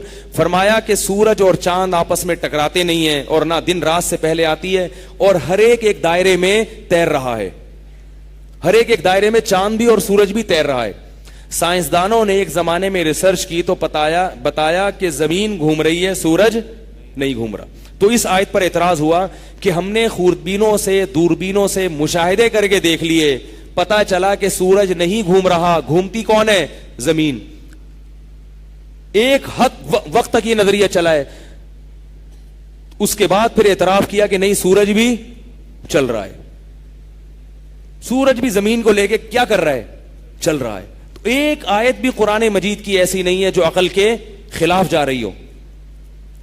تو جتنے لوگ جن کو اسلام پر شکوک و شبہات ہوتے ہیں، ان سے پوچھو کہ پھر کرنا کیا ہے تم نے؟ تو جس مذہب کو فالو کر رہے ہوتے ہیں نا، اس پر اس سے زیادہ اشکالات ہو رہے ہوتے ہیں. ایک دفعہ ایک رافضی آیا میرے پاس، ایک بندہ آیا رافضی کے پاس، شیعہ کے پاس سے آیا. مجھے کہنے لگا کہ شیعہ لوگوں نے اعتراض کیا کہ حضرت فاطمہ کو وہ نہیں ملا تھا، وہ باب فدق میں سے وراثت نہیں ملی تھی، اور وہ معاذ اللہ نقل کفر صحابہ کھا گئے تھے، اور اس طرح کے دو چار جو ان کے مسائل ہیں جو یہ اکثر بتاتے ہیں وہ تھے. تو میرے پاس لڑکا آیا، میں نے کہا کہ دیکھو ان تمام باتوں کے جوابات میرے پاس موجود ہیں، لیکن میں جواب دوں گا، تم جب جاؤ گے تو وہ اس جواب کا کوئی اور جواب اٹھا لیں گے، پھر میں اس کا جواب دوں گا، پھر میں نے کہا دو چار تمہارے جیسے اور آ گئے تو پھر اور یہ معاملہ کیا ہو جائے گا، بڑھے گا، پھر تو میں سارا دن یہی کرتا رہوں گا. تو میں نے کہا ایک آسان حل بتا دیتا ہوں. میں نے کہا آپ اس سے پوچھو کہ اگر مجھے اس اشکال کا جواب نہیں دیا سنی علماء نے تو ٹھیک ہے، میں سنی مذہب چھوڑنے کے لیے تیار ہوں اور تمہارا مسلک قبول کرنے کے لیے تیار ہوں، لیکن تمہارے مسلک پر بھی مجھے کچھ اشکالات ہیں. اگر اس مسلک پر سنیوں پہ 2 ہیں تو تمہارے مسلک پر 2000 ہیں. تو پہلے ان 2000 کا جواب مجھے مل جائے تو میں سنی مذہب چھوڑ دوں گا، ورنہ نہ ادھر کا رہوں گا نہ ادھر کا رہوں گا. کیا خیال ہے بھائی؟ میں درمیان میں لڑے جاؤں گا. ایک ایسا فرقہ آئے گا جو نہ سنی ہے نہ شیعہ ہے. لوگ کہیں گے کیا ہے بھائی تو؟ میں نے کہا کوئی رشتہ نہیں دے گا بھائی آپ کو. رشتے میں لوگ پوچھتے ہیں سنی اور شیعہ ہو، آپ کہیں گے میں بیچ کا ہوں. بیچ کا تو بڑا خطرناک ہوتا ہے. تو میں نے کہا حضرت فاطمہ کو وراثت نہیں ملی معاذ اللہ، یا یہ ہوا وہ ہوا، 4-6 اشکالات ہیں. تو یہ تھوڑی دیر کے لیے فرض کر لو کہ صحیح ہیں، لیکن ہمیں آپ کے مسلک پر کتنے اشکالات ہیں؟ 4000 ہیں. اگر ادھر 4 ہے تو یہاں 4000. پھر میں نے کہا وہ اشکالات میں بتاؤں گا، کہ بجائے ہم سے پوچھنے کے ان سے پوچھو، اس اشکال کا جواب، اس اشکال کا جواب، اس اشکال کا جواب. تو نہیں دے سکتے بھائی وہ جوابات، بہت سارے ہیں اشکالات. تو یہ جو باطل لوگ ہیں نا، قرآن کا یہ انداز ہے جو میں بتا رہا ہوں. جو ایتھیسٹ لوگ ہیں وہ تو کسی مذہب کو مانتے ہی نہیں ہیں. ان کے جواب میں اللہ نے یہ انداز اختیار کیا جو میں آپ کے سامنے پیش کر رہا ہوں، کہ یہ اگر صحیح نہیں تو پھر صحیح کیا ہے. سمجھ میں آ رہی ہے نا بات؟ مثال کے طور پر ایک آدمی آپ کے پاس آئے، آپ کسی ڈاکٹر سے علاج کرا رہے ہیں، اور کوئی بندہ آ کے کہے یار اس ڈاکٹر سے علاج مت کراؤ. آپ تھے اجنبی، آپ جانتے نہیں اس علاقے کے ڈاکٹروں کو. کسی نے کہا اس ڈاکٹر سے علاج مت کراؤ، یہ 2 نمبر ہے. آپ کہیں پھر میں کیا کروں؟ کہا کسی دوسرے ڈاکٹر سے کراؤ. آپ کہیں یار مجھے کوئی دوسرے ڈاکٹر کا تو پتہ نہیں ہے، تو آپ بتا دو. کہ نہیں میں بھی نہیں بتا سکتا. تو آپ کہو گے نہ اس سے علاج کرنے دے رہے ہو، نہ کسی دوسرے کا پتہ بتا رہے ہو، نہ کسی ایسے کے پاس جانے دے رہے ہو جو کسی دوسرے ڈاکٹر کا پتہ بتا دے. تو میں تو بغیر علاج کی دنیا سے چلا جاؤں گا. تو قرآن کے الفاظ کیا ہیں؟ قل فاتوا بکتاب من عند اللہ هو اہدی منہما اتبعہ. کہ تم لوگ اگر کہتے ہو کہ اللہ نے آسمان سے کتابیں نہیں اتاری، تورات بھی برحق نہیں، قرآن بھی برحق نہیں، تو بتاؤ پھر ان دونوں کے علاوہ کون سی ایسی کتاب ہے جو تمہیں سیدھا راستہ بتائے، یہ بتائے کہ یہ حلال ہے، یہ حرام ہے، یہ پاک ہے، یہ ناپاک ہے، ان کاموں کے کرنے سے اللہ خوش ہوتا ہے، ان کاموں کے کرنے سے اللہ ناراض ہوتا ہے. یہ چیزیں تو آسمانی کتابوں کے علاوہ کوئی کتابیں بتاتی نہیں ہیں. جو لوگ مذہب کو نہیں مانتے، جو اللہ کو نہیں مانتے، مذہب کو نہیں مانتے، ان کے پاس صحیح اور غلط کی کوئی ڈیفینیشن ہے ہی نہیں. بات آ رہی ہے سمجھ میں؟ آپ ان سے پوچھیں صحیح کیا ہے، وہ کہیں گے وہ صحیح وہ ہے جس کو میں صحیح سمجھوں. تو آپ کہیں اگر آپ ایک چیز کو صحیح سمجھ رہے ہیں اور دوسرا نہیں سمجھ رہا تو پھر ان دونوں میں سے صحیح کیا ہے؟ دیکھو مسلمان سے جب پوچھا جائے گا نا، مجھ سے آپ نے آگے پوچھا کہ صحیح کیا ہے، میں نے بتایا کہ بھئی یہ صحیح ہے، دوسرے نے کہا کہ یہ صحیح نہیں ہے، وہ بھی کلمہ گو ہے، تو ہم اب فیصلہ کس سے کر سکتے ہیں؟ قرآن سے. قرآن سے فیصلہ کر سکتے ہیں. قرآن بتا دے گا کہ یہ صحیح ہے اور یہ غلط ہے. غیر مسلم کے پاس کیا چیز ہے بھائی جس سے وہ پتا چل جائے کہ صحیح کیا ہے غلط کیا ہے؟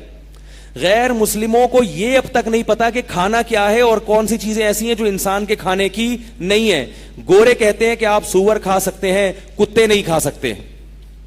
ان کے باقاعدہ ان پہ بیانات ہیں کہ کتے، چائنیز پہ ہنستے ہیں، وہ کہتے ہیں وہ کھانے کی چیزیں کتے کھا رہے ہیں یار، بلی کھا رہے ہیں. میں نے ایک ڈاکومنٹری دیکھی ہے، انگریزوں نے بنائی ہے، چائنیز پر اعتراض کیا ہے کہ اتنا پیارا جانور، ایسے دم ہلانے والا، اتنی محبت کرنے والا، اسے یہ کاٹ کے کھا جاتے ہیں. یہ کوئی انسان ہے؟ اور چائنیز کیا کہتے ہیں کہ بھائی کیوں بھائی، سور نے تمہارا کیا بگاڑا ہے جو تم اس کو کھاتے ہو؟ گائے نے تمہارا کیا بگاڑا ہے؟ وہ بھی تو دودھ دیتی ہے، بھینس ہے دودھ دیتی ہے، کاٹ کے کھا جاتے ہو. لہذا وہ کیا کرتے ہیں؟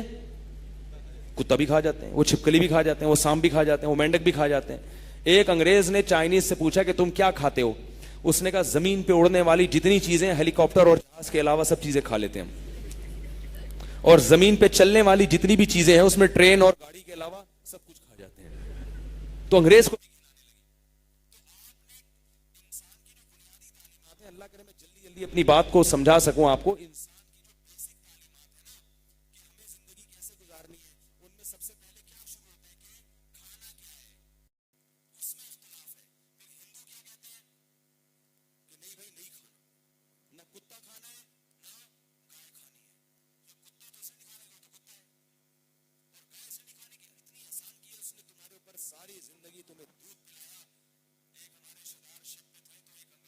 کیپٹن تھی،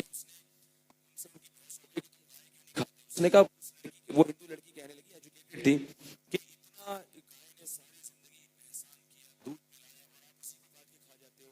پھر وہ ہمارے ان رشتے دار سے کہنے لگی کہ آپ نے نہیں، آپ گائے کا دودھ نہیں پیتے؟ انہوں نے کہا نہیں میں بکری کا پیتا ہوں.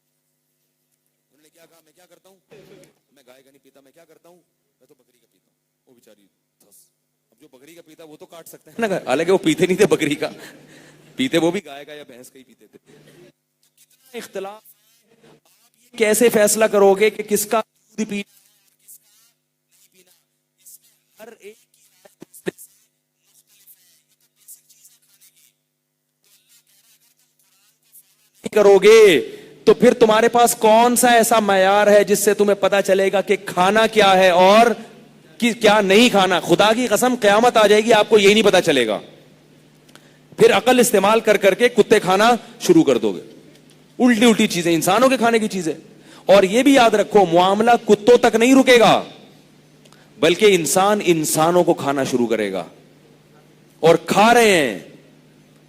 گلگت میں ایک واقعہ ہوا، وہاں مجھے لوگوں نے بتایا کہ شاہراہ قراقرم بن رہی تھی، ٹریکٹر اوپر سے گرا ہے چائنیز کا، کھائی میں گرا. اس میں ایک بوڑھا ٹریکٹر چلا رہا تھا، وہ گر کے، بلڈوزر چلا رہا تھا بلڈوزر، وہ گر کے مر گیا.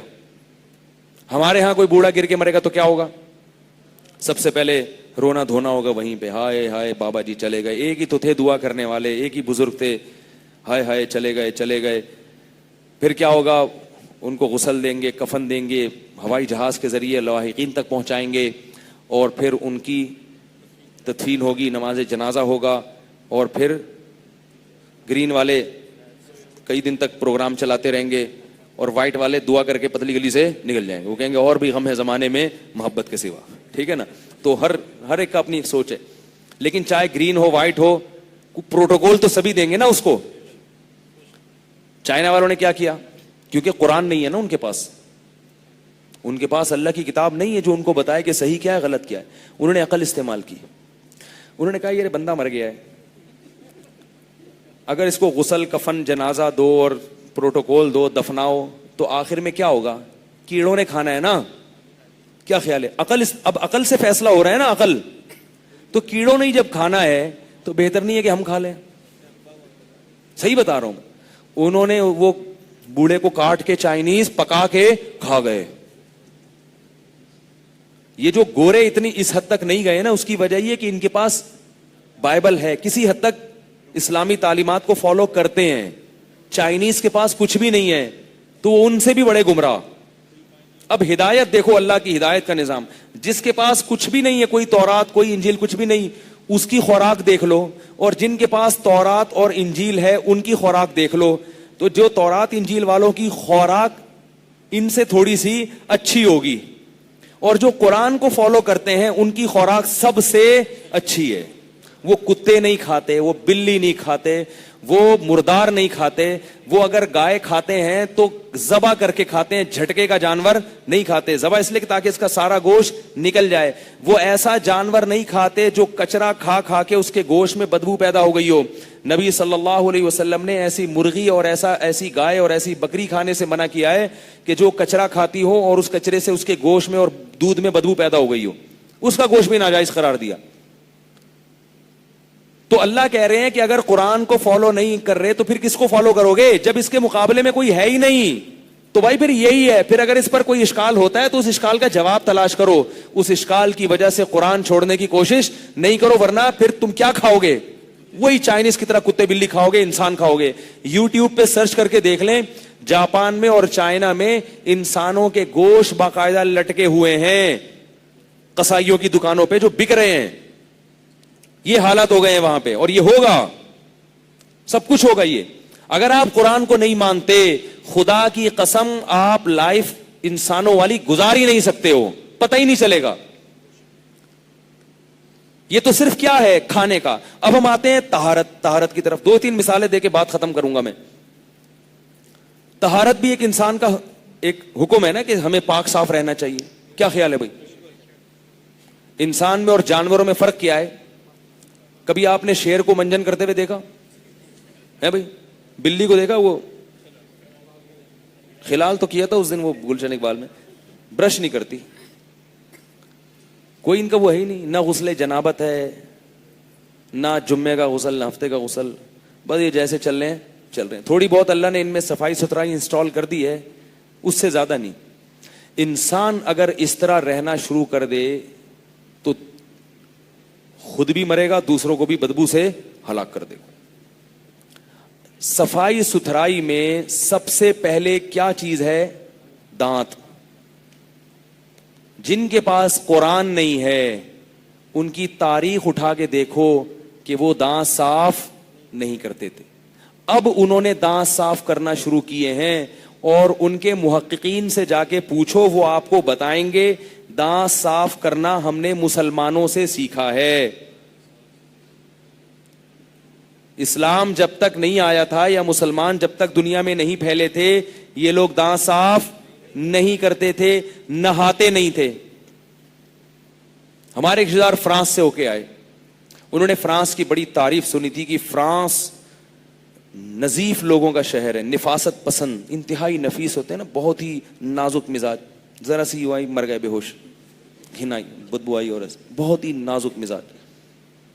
کہہ رہے میں نے بڑا سنا تھا کہ فرانسیسی بہت نازک مزاج ہوتے ہیں, بہت خوشبوئیں بہت ہیں. فرانس میں رہ کر آئے تو ان کو وجہ سمجھ میں آئی کہ ان کی خوشبوئیں اس لیے مشہور ہے کہ ان کی بدبو بھی بہت مشہور ہے. جتنی بدبو ان میں ہوتی ہے وہ اتنی اعلیٰ قسم کی خوشبو کے بغیر جا نہیں سکتی, اس لیے یہ خوشبو کے بغیر نہیں چلتے. ضرورت ایجاد کی ماں ہے نا, جو چیز بہت زیادہ ہوگی تو اس کے مقابلے میں بھی وہ چیز بہت زیادہ پیدا ہو جائے گی. نتیجہ یہ نکلا ہے, مسلمان کے جسم سے اگر خوشبو نہیں بھی آتی تو کم از کم ہمارے ایک دوست, کسی قوم کا مذاق اڑانا مقصد نہیں, ان میں بھی ہوتے ہیں صاف ستھرے, ان میں بھی ہوتے ہیں. تو بتا رہے تھے کہ ہم نے خود ایک انگریز سے سنا, اس نے کہا کہ نہانا ہم نے کہاں سے سیکھا ہے؟ مسلمانوں سے. لیکن پورا نہیں سیکھا ابھی بھی بڑے بڑے دن گزر جاتے ہیں نہائے بغیر.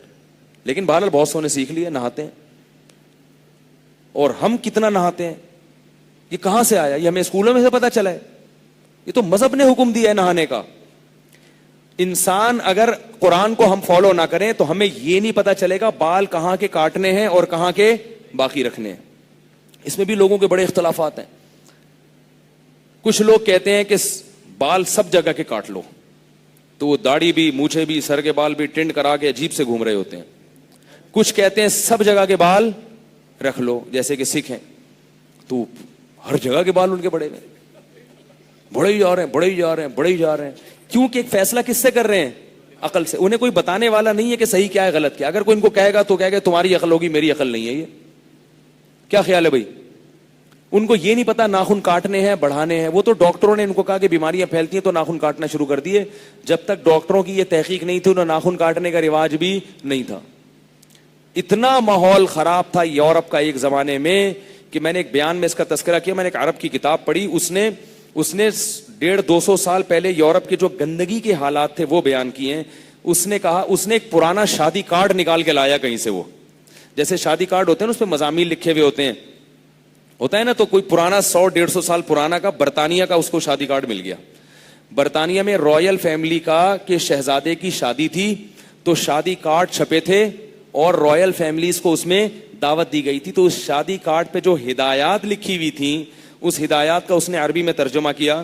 وہ ہدایات یہ لکھی ہوئی تھیں کہ جتنے بھی شرکا شادی میں شرکت کے لیے آئیں گے رائل فیملی کے, ظاہر ہے رائل فیملی بھنگی چماروں کو تھوڑی بلائے گی بادشاہ لوگ جو ہیں, تو جتنے بھی شرکا آئیں گے ان تمام سے گزارش ہے کہ دسترخوان سے ناک صاف نہ کریں. نہیں آ رہی بات سمجھ؟ یہ ثبوت ہے باقاعدہ, دسترخوان سے ناک صاف نہ کریں. دوسری بات, پلیٹ میں تھوکیں نہیں, جو کھانے کا برتن ہے اس میں بلغم نہ تھوکیں. یہ رائل فیملی کا حال تھا. اور اس نے لکھا ہے کہ ترک خلافت میں جو مسلمانوں کا بادشاہ تھا, ترکوں کا جو خلافت عثمانیہ تھی, اس بادشاہ کے پاس جب یورپ کا کوئی بادشاہ ملاقات کے لیے آتا یا سفیر ملاقات کے لیے آتا یا بادشاہ کی ملکہ سے یورپ کے کسی بادشاہ کی ملکہ ملاقات کے لیے آتی تو ڈائریکٹ محل میں لانے کی اجازت نہیں تھی. اس کو پہلے لے جا کے سروس اسٹیشن پہ اس کی سروس ہوتی تھی, نہلایا جاتا تھا, اس کو خوشبو لگائی جاتی تھی, اس کے بعد بادشاہ کے محل میں آنے کی اس کو پرمیشن ملتی تھی. کیونکہ بادشاہ کہتا تھا ان کی بدبو سے ہمارا دماغ کیا ہو جاتا ہے, ملکہ کا بھی دماغ. وہ ملکہ تو مسلمانوں کی ملکہ بہت نفیس ہوتی تھی. وہ کہتے ان کی ملکہ سے بھی ملاقات کرنے سے پہلے اس کو کیا کرو, نہلا کے لاؤ. تو یہ صفائی کہاں سے سیکھی ہے انہوں نے؟ یہ مسلمانوں سے سیکھی ہے. تجارت مسلمانوں سے سیکھی, صفائی مسلمانوں سے سیکھی, سائنس اور ٹیکنالوجی. ایک انگریز نے یہ لکھا ہے کہ اگر مسلمانوں کی سائنس اور ٹیکنالوجی سے ہم فائدہ نہ اٹھاتے, جتنی ترقی آج ہے نا یہ 300 سال کے بعد ہوتی. مسلمانوں کی سائنسدانوں سے فائدہ اٹھا کے جو کام 300 سال بعد ہونا تھا وہ 300 سال پہلے ہو گیا ہے. اور اس نے یہ لکھا ہے کہ اس کی وجہ یہ تھی کہ قرآن جب دنیا میں آیا تو وہ واحد پہلی کتاب تھی جس نے لوگوں کو غور و فکر کرنے کا حکم دیا, غور و فکر کرنے کا حکم دیا. تو بھائی اگر ہم اس کتاب کو چھوڑ دیں ہمارے پاس کوئی دوسرا آپشن نہیں ہے. تو کوئی بھی آپ کا ایمان پہ ڈاکہ ڈالے نا کہ بھائی یہ ایسا ہے, یہ یوں ہے, یہ حدیث کو فالو نہیں کرو, قرآن کو, تمہیں کس کو فالو کروں میں؟ پھر بتاؤں نا, تمہیں فالو کروں؟ تم اپنا بتاؤ پہلے. بارش سے بھاگا اور پرنالے کے نیچے آ کے کھڑا ہو گیا. اسلام سے بھاگے اور ایسی چیز کی طرف جا کے بھاگتے ہیں جن کے پاس کوئی ہدایت ہے ہی نہیں. میرے ایک دفعہ ایک عیسائی پادری سے بات ہوئی, عیسائی پادری سے انٹرنیٹ پر بات ہوئی. یہ میں نے کئی دفعہ یہ مناظرہ سنا چکا ہوں, بہت سارے نئے لوگ ہیں وہ بھی سن لیں گے. بات چیت ہوئی اس عیسائی پادری سے, آسٹریلیا کا تھا. میں نے اپنے آپ کو یہ شو نہیں کیا کہ میں مسلمان ہوں, میں نے ایک نیوٹرل بندہ شو کیا اپنے آپ کو, نہ غیر مسلم شو کیا, کیونکہ اپنے آپ کو مذاق میں بھی کافر کہنا یا ہندو کہنا یہ جائز نہیں ہے. یاد رکھو یہ ایسا مذاق ہے کہ اس کی ہمیں شریعت میں اجازت نہیں ہے. خاموشی اختیار کی میں نے کہ اس کو پتہ نہ چلے میں کون, تاکہ کھل کے بات کرے مجھ سے. تو وہ کہنے لگا, میں نے اس سے پوچھا کہ دیکھو اگر میں عیسائی ہونا چاہتا ہوں تو مجھے عیسائیت میں کون سی ایسی تعلیمات ہیں جن کو فالو کرنا پڑے گا؟ اس نے بتایا کہ عیسائیت میں آپ کو چرچ جانا پڑے گا اور آپ کو عیسائیت میں 25 دسمبر کو یہ کرنا پڑے گا. 2-3 اور کام بتایا, پورا عیسائی مذہب کیا ہو گیا, A to Z ختم. میں وہی 4 کام کرنے پڑیں گے. تو میں نے کہا ان 4 کاموں کے لیے اگر میں اللہ نہ کرے اپنا مذہب تبدیل کروں تو میرا تو پورا خاندان میرا بائیکاٹ کر دے گا. اچھی خاصا مجاہدہ ہے نا. تو میں ان 4 چیزوں کے لیے کہ اتوار کو میں چرچ جاؤں, 25 دسمبر کو کرسمس مناؤں اور 2-3 اس طرح کے چھوٹے موٹے کام اور کر لو.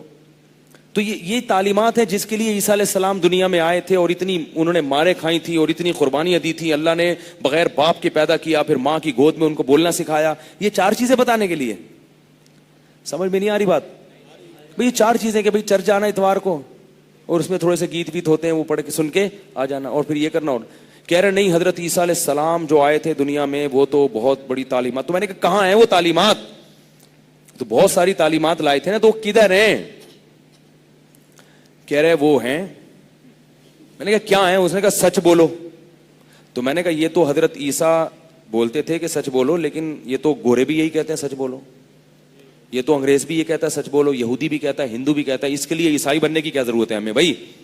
تو ویسے ہی بول لینا آدمی, اس کے لیے مذہب کو فالو کرنے کی کیا ضرورت ہے؟ یہ تو ساری دنیا کہتی ہے کہ بولو تو کیا بولو, سچ بولو. تو نیا کیا مجھے نظر آ رہا ہے اس میں؟ وہ کیا خاص بات ہے جو حضرت عیسیٰ لے کر آئے تھے؟ کہہ رہے اصل میں جھوٹ نہیں بولو. اس کو بیچارے کو سمجھ میں ہی نہیں آ رہا کہ مولوی صاحب کیا پوچھنا چاہ رہے ہیں. پھر میں نے اپنا سوال آسان کر کے اس کو بتایا. صرف عیسائیوں کی تو ایک مثال دے رہا ہوں, یہودیوں کا بھی یہی حال ہے, ہندوؤں کا بھی یہی حال ہے, سکھوں کا بھی یہی حال ہے. ان کے پاس مذہب کی تعلیمات ہیں ہی نہیں. پھر میں نے اسے فرضی مسئلہ پوچھا. میں نے کہا اچھا مجھے یہ بتائیں کہ اگر آج آپ کا انتقال ہو جاتا ہے تو آپ کی وراثت میں آپ کے بیٹے کو کتنا ملے گا, بیٹی کو کتنا ملے گا, آپ کی بیوی کو کتنا ملے گا, آپ کے ابا کو, آپ کی اماں کو کتنا ملے گا؟ تو اس نے کہا یہ جو آسٹریلیا میں جو لا ہے نا, آسٹریلیا کی عدالت کا قانون ہے کہ اتنا ملے گا. میں نے کہا یہ آسٹریلیا کی عدالت کا نہیں پوچھ رہا, گاڈ کیا کہتا ہے کہ کس کا کتنا حصہ. کچھ اللہ نے بھی تو آسمان سے قانون اتارا ہوگا نا. سارا ہی اللہ عدالتوں کے حوالے اگر کر دیں تو اللہ کہے گا میں سب سے بڑا حاکم تو میں ہوں, میں کیوں بیٹھا ہوں یہاں پہ, میں کیوں پیغمبروں کو بھیج رہا ہوں بھائی. میں نے کہا گاڈ کیا کہتا ہے اور حضرت عیسیٰ نے کیا بتایا, اس کو پتہ ہی نہیں, ہے ہی نہیں, لکھا ہوا ہی نہیں ہے, تو کہاں سے پتا چلے گا؟ تو میں نے کہا اس کا مطلب امریکہ والا امریکہ کی عدالت کو فالو کرے گا, آسٹریلیا والا آسٹریلیا کی عدالت کو, تو اس کے لیے عیسائی بننے کی ضرورت نہیں ہے. تو میں چونکہ پاکستان میں ہوں تو میں پاکستان کی عدالت کو فالو کروں گا, مجھے کیا ضرورت ہے؟ ایسے 5-6. پھر میں نے اس سے پوچھا کہ آپ جو ہے بیوی کو الگ کرنا چاہتے ہیں, اپنے آپ سے نکاح ختم کرنا چاہتے ہیں, اس کا کیا طریقہ ہے آپ کے پاس؟ پریشان ہوئے کہہ رہے ہیں کہ اس کا عیسائیت میں یہ ہے کہ یہ ختم ہو ہی نہیں سکتا رشتہ, یہ رشتہ کبھی بھی ختم نہیں ہو سکتا. میں نے کہا اگر وہ مسئلہ ان کے درمیان ہو, لڑائی جھگڑے ہو رہے ہیں یا نہیں ایک دوسرے کو پسند کر رہے, لڑائی جھگڑے ہو, سر پھوڑ رہے ہیں ایک دوسرے کا رکھ کے, ایک دوسرے کو کھینچ کے مار رہے ہیں, کہہ رہے ہیں نہیں اللہ یہ چاہتا ہے کہ یہ ہمیشہ جڑے رہیں, اس لیے عیسائیت میں طلاق نہیں ہے. حضرت عیسیٰ کے قانون میں نہیں, یہ خود انہوں نے بعد میں, حضرت عیسیٰ کا قانون کیا تھا وہ تو پتہ ہی نہیں نا ان لوگوں کو, وہ ہے ہی نہیں, تو پتہ کہاں سے ہوگا. تو کہہ رہے ہیں نہیں, جب اللہ ان دونوں کو جوڑنا دیکھنا چاہتے ہیں تو ہم ان کو توڑ نہیں سکتے. میں نے کہا اللہ تو چاہتے ہیں جوڑنا, مگر یہ خود نہیں چاہتے, بیوی نہیں چاہتی یا شوہر نہیں چاہتا, دونوں میں سے ایک کی بھی فالٹ ہوگا تو مسئلہ خراب ہوگا نا. کہہ رہے نہیں. پھر میں نے بہت مثال دی. میں نے کہا یار آپ نے اپنی بیٹی کی شادی کر دی کہیں کسی بندے سے, پتہ چلا وہ سٹا لگاتا ہے, اب کیا کرو گے یار؟ وہ چرس پیتا ہے, وہ ہیروئن پیتا ہے, وہ سگریٹ سے آپ کی بیٹی کو جلاتا ہے, وہ ٹانگیں توڑ دیتا ہے, وہ یہ کر رہا ہے, تو کیا کرو گے آپ؟ کہہ رہے یار وہ اب عیسائیت میں کیا ہے, طلاق ہے ہی نہیں. کہہ رہے ہم کیا کریں گے, ہم جو ہے نا ان کو مشورہ دیں گے بھئی محبت سے رہو. میں نے کہا یار اللہ کے بندے آپ کی بیٹی پہ یہ ہو رہا ہے اور آپ اس کو مشورہ دیں گے. میں نے کہا یہ معاملہ برس کر لو, ایک آدمی ہے اس کی بیوی یہ سب کچھ کر رہی ہے, اٹھا کے شوہر کی دھنائی لگا رہی ہے, سلو کی تمام کوششیں ناکام ہو گئی, یا خدا نخواستہ میں نے کہا اس کا کسی مرد سے ناجائز تعلقات ہو گئے, کیا کرو گے؟ اب بچوں کا نہیں پتہ چل رہا کہ یہ کس کے بچے ہیں, اب بڑا مشکل نہ پھنس گیا. کہہ رہے یار اس کنڈیشن میں طلاق کی اجازت ہے. میں نے کہا بہت مشکل ہو گیا استاد. کیا ہو گیا؟ مشکل ہو. میں نے کہا میں قربانی دے کے آؤں, باپ دادا کے دین کو چھوڑوں اس ٹینشن میں پڑنے کے لیے؟ اول تو یہی نہیں پتا چل رہا کہ ہے بھی نہیں, ابھی بھی کنفیوژن ہے. میں نے کہا چلو اس کنڈیشن میں ہے, علیحدگی ہے, تو علیحدگی کا طریقہ کیا ہوگا؟ اس نے کہا عدالت جاؤ. میں نے کہا پھر آ گئے نا عدالت پہ. عیسائی مذہب میں کیا ہے کہ مرد جب بیوی کو چھوڑنا چاہتا ہے تو کیا کہے گا کہ چھوٹ جائے گا؟ میں نے کہا کہہ رہے گا وہ پتہ نہیں کیا کہے گا, وہ ہے ہی نہیں تو کہاں سے پتا چلے گا؟ میں نے کہا یار یہ بیسک چیزیں نہیں ہیں.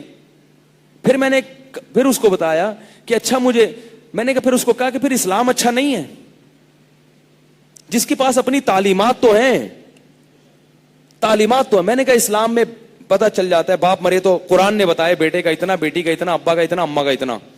بیٹا بیٹی نہیں ہے, ابا اماں ہے تو پھر اتنا, ابا اماں بھی نہیں ہے, بیٹا بیٹی بھی نہیں ہے, بھائی بہن ہے تو پھر اتنا, بھائی بہن بھی نہیں ہے, چچا ہے, بھتیجے تو پھر اتنا, دادا ہے تو اتنا, ایک ایک چیز کا ڈیفائن کر دیا. میں نے کہا میاں بیوی میں طلاق ہو گئی, بچے کہاں جائیں گے؟ قرآن و حدیث نے اس کو بتا دیا کہ وہاں اتنے سال رہیں گے, وہاں اتنے سال رہیں گے. خرچہ کس کے ذمہ ہوگا؟ باپ کے ذمہ ہوگا. وَعَلَى الْمَوْلُودِ لَهُ رِزْقُهُنَّ وَكِسْوَتُهُنَّ بِالْمَعْرُوفِ. شوہر کے ذمہ اولاد کا خرچہ, بیوی کا طلاق کے بعد بھی اس کے ذمہ عدت کے دوران اور جب تک وہ دودھ پلاتی رہے گی. آپ تو ہر چیز میں کس کو فالو کر رہے ہو؟ آسٹریلیا کے قانون. پھر میں نے کہا اس میں طلاق کا طریقہ بھی بتا دیا اسلام نے. ایک بھی ہوتی ہے, دو بھی ہوتی ہیں, تین بھی ہوتی ہیں. ایک اور دو کا یہ حکم ہے, تین کا یہ حکم ہے. پھر یہ بھی بتا دیا کہ دینی چاہیے, کب دینی واجب ہے, کب دینی سنت ہے, کب دینی بری ہے, ناجائز ہے, یہ بھی بتا دیا اسلام نے. بلا وجہ بیٹھے بیٹھے دو گے تو کیا ہے؟ بری حرکت ہے, حماقت ہے, ناپسندیدہ ہے. اور بعض کنڈیشن ایسی ہے کہ اس میں اگر نہیں دو گے تو گناہگار ہو گے, یہ بھی بتا دیا ہمیں. تو پورا ایک وراثت ہے. پھر میں نے کہا اچھا میں نے کہا میں اپنی بات آپ کو یوں سمجھاتا ہوں کہ دنیا کے کسی مذہب میں مفتی ہوتے ہیں اسلام کے علاوہ؟ روحانی پیشوا تو ہوتے ہیں, روحانی پیشوا ہوتے ہیں. ہندوؤں میں بھی ہوتے ہیں پنڈت, وہ آپ کی بگڑی بنانے کے لیے کچھ چیز دیں گے, فلیتے پلیتے آپ کو پڑھ پڑھ کے دم درود کریں گے. کچھ جو ان کا دم ہوتا ہے انڈن منتر کلی کلندر ہو جا منتر چھو, وہ کرے گا, آپ سمجھو گے کچھ ہو رہا ہے کام. یہ تو ہوتے ہیں کام بنانے والے آپ کے. اسی طرح سکھوں میں بھی ہوتے ہیں, وہ اپنے پنڈت جی کے پاس جا کے انہوں کرتے ہیں, وہ کہتے ہیں سر پہ ہاتھ پھرواؤ بال نکل آئیں گے. بہت کچھ ہوتا ہے. میں نے کہا کہ لا بتانے والے, قانون بتانے والے, صبح سے لے کے شام تک کہ اسلام یا یعنی ہندوؤں کے پاس کوئی ایسا نظریہ ہے کہ ہندوؤں کے پنڈت بتاتے ہو ہندو مذہب میں اٹھنا اتنے بجے ہے, سونا اتنے بجے ہے, یہ کھانا ہے, یہ نہیں کھانا, یہ کرنا ہے, یہ نہیں کرنا, صبح سے لے کے شام تک کی جو انسانوں کی روٹین ہو اس کو بتانے والے ہندوؤں میں کوئی مفتی ہے کیا جو مسائل بتاتے ہوں؟ عیسائیوں میں کوئی, آپ کیا, میں نے وہ تو عیسائی تھا, میں نے کہا کوئی پادریوں میں کوئی مفتی ہے کہ اس کے پاس سارا دن کالز آتی ہوں اور وہ ان کو بتاتا ہو کہ بھئی یہ جائز ہے اور یہ ناجائز ہے؟ کہہ رہے نہیں ہوتے. ہوتے ہوں گے تو بولے گا نا, وہ کہہ رہے نہیں. انگریزوں میں ایک بات ہے کہ ہوتے صاف گو ہیں, یہ خوبی ہے, وہ اپنی خامیاں بھی نا زبان سے تسلیم کر لیتے ہیں. یہ اکثر, یہ سارے نہیں, انہوں نے ہر دھرم سب جگہ ہوتے ہیں, مان لیتے ہیں ہاں بھائی یہ. تو میں نے کہا بھائی پھر اسلام کے مقابلے میں جب کوئی تعلیمات ہی نہیں ہے تو ان تعلیمات میں یہ غور کرنا کہ صحیح تعلیمات کون سی اور غلط تعلیمات کون سی, یہ تو جب ہوگا نا جب دو تعلیمات ہوں اور ان میں ہمارے لیے فرق کرنا مشکل ہو رہا ہو, پھر ہم کہیں گے یہ صحیح ہے اور یہ غلط. جب ہے ہی نہیں تو پھر تو ایک ہی چیز رہ جاتی ہے نا, پھر تو اسلام رہ جاتا ہے. اللہ نے اسلام کے مقابلے میں کسی مذہب کو پنپنے ہی نہیں دیا تاکہ اللہ کی اپنے بندوں پر حجت تمام ہو جائے. میں نے کہا کہ میں تو بہت ہی نالائق قسم کا مفتی ہوں, صبح سے لے کے رات تک فون بجتا رہتا ہے, دم درود کے لیے نہیں, صبح سے لے کے رات. پھر میں کھل گیا نا اس کو, میں نے پورا بتا دیا میں کیا ہوں. میں نے کہا میں تو ایک نالائق آدمی ہوں, صبح سے لے کے رات تک فون بجتا رہتا ہے اور فون پہ یہ مسئلے ہوتے ہیں کہ یہ جاب جائز ہے یا ناجائز ہے, میں نے فلاں کو میں انویسٹمنٹ کی ہے, یہ تجارت کا طریقہ, انویسٹمنٹ میں پروفٹ کا ریشو یوں ہوگا, پروفٹ کا طریقہ یہ ہوگا, یہ جائز ہے یا نہیں ہے. اسٹاک ایکسچینج میں شیئرز کا کاروبار حلال ہے یا حرام ہے. ایک نئی کمپنی وجود میں آئی ہے ٹینز کے نام سے, اس کا بزنس جائز ہے یا نہیں. انٹرنیٹ پہ آن لائن ٹریڈنگ اسلام کی روح سے جائز ہے یا, بول لو نا کیا جا رہا ہے آپ کا, جائز ہے یا نہیں. میں نے کہا وکیلوں سے الگ پوچھا جاتا ہے, مفتیوں سے الگ پوچھا جاتا ہے. وکیل سے یہ پوچھا جاتا ہے کہ پاکستان کے قانون کے مطابق جائز ہے یا نہیں. علماء سے یہ پوچھا جاتا ہے کہ اللہ کے قانون کے مطابق جائز ہے یا نہیں ہے. میں نے کہا حتیٰ کہ لوگ عدالت سے طلاق لینے کے بعد ان کو پتا ہے کہ پاکستان کے قانون میں یہ طلاق شمار ہو گئی ہے, میاں بیوی کا نکاح ختم ہو گیا ہے, اس کے باوجود فون کر کے پوچھتے ہیں کہ اللہ کے قانون کے مطابق عدالت کا یہ فیصلہ صحیح ہے یا غلط ہے, یہ نکاح اللہ کے ہاں بھی ٹوٹا ہے یا نہیں ٹوٹا. میں نے کہا ایک ایک چیز, میں نے کہا کبھی آ جائیں تو آپ کو فون سنوا دوں گا. سارا دن یہی ہوتا رہتا ہے. اس کا مطلب تعلیمات کس کے پاس ہیں؟ پھر پوچھتے ہیں لوگ یہ چکن حلال ہے یا حرام ہے, یہ گوشت حلال ہے یا حرام ہے. کل کوئی مجھ سے آگے پوچھ رہا ہے ہرن کی قربانی جائز ہے یا نہیں ہے. بقرعید میں وہ کیا ذبح کرنا چاہ رہے تھے؟ ہرن. میں نے کہا بکرے نہیں کٹ رہے یار یہاں لوگوں سے, ہرن کی قربانی جائز ہے نہیں. عبادت کا پورا ایک باب ہے. یہ تو معاملات ہیں جنہوں ہمیں اسلام نے بتائے ہیں. نکاح اور طلاق ہے, پھر تجارت ہے, کاروبار ہے, پھر شفا, پھر اسلام میں کچھ چیزیں ایسی بتائی ہیں جو پوری دنیا میں کہیں بھی نہیں تھی, جن کا تعلق معاملات سے. مثال کے طور پر آپ کا گھر ہے, آپ کا پڑوسی گھر بیچ رہا ہے, پوری دنیا کیا کہتی ہے اس کا گھر ہے, جس کو چاہے بیچے. اسلام نے یہاں کیا پابندی لگا دی, پڑوسی سے پوچھے بغیر نہیں بیچ سکتے. جس قیمت پہ باہر بیچ رہے ہو, اگر پڑوسی اس قیمت پہ آپ سے خرید رہا ہے تو آپ کو وہ پڑوسی کو لازمی بیچنا پڑے گا. آپ نے سودا کیا, اپنے گھر کا 20 لاکھ 40 لاکھ کا سودا کر دیا, جیسے ہی آپ کو پتا چلا, آپ کے پڑوسی کو پتا چلا, اس کو اطلاع ہوئی کہ آپ نے اپنا گھر 40 لاکھ کا بیچ دیا, وہ فوراً 2 گواہوں کے سامنے کہتے کہ میں شفا کرتا ہوں, تو آپ اپنے پڑوسی کے علاوہ کسی اور کو اب یہ گھر نہیں بیچ سکتے. کیوں؟ اس لیے کہ پراپرٹی تقسیم ہوتے ہوتے کیا ہوتی ہے, چھوٹی ہو جاتی ہے. تو اسلام یہ چاہتا ہے کہ پراپرٹی بڑھے. ایک ہمارے استاد سے فزکس کے ٹیچر, انہوں نے کہا کہ معاشیات کا ایک بہت بڑا مسئلہ ہے, وہ یہ ہے کہ یہ جو کسان ہے نا, کسان, یا آپ کسی بھی اکنامکس کے ماہر سے پوچھیں وہ مانے گا کہ دنیا کا بہت بڑا مسئلہ ہے جس پہ اکنامکس کے ماہرین بیٹھے ہوئے, ان کا کوئی حل ان کے پاس ہے ہی نہیں. وہ یہ ہے کہ جب کسان کی موت واقع ہوتی ہے تو اس کی زمین کے بٹوارے ہو جاتے ہیں, بیٹوں میں بیٹیوں میں تقسیم ہو جاتی ہے. تقسیم ہو کر ہر ایک کی ملکیت میں زمین کیا ہو جاتی ہے, چھوٹی, جس سے پیداوار میں کمی ہوتی ہے. کیونکہ آپ کے پاس جتنی بڑی زمین ہوگی, ایک ہی آدمی اس کی اگر نگرانی کرے گا تو پیداوار زیادہ ہوگی, چھوٹے چھوٹے ٹکڑوں میں نہیں ہوتی اتنی. 10ویں کلاس میں تھا, ہمارے فزکس کے ٹیچر نے کہا کہ اسلام کے اس نظام کی وجہ سے معاشی نظام میں پیچیدگیاں پیدا ہو رہی ہیں.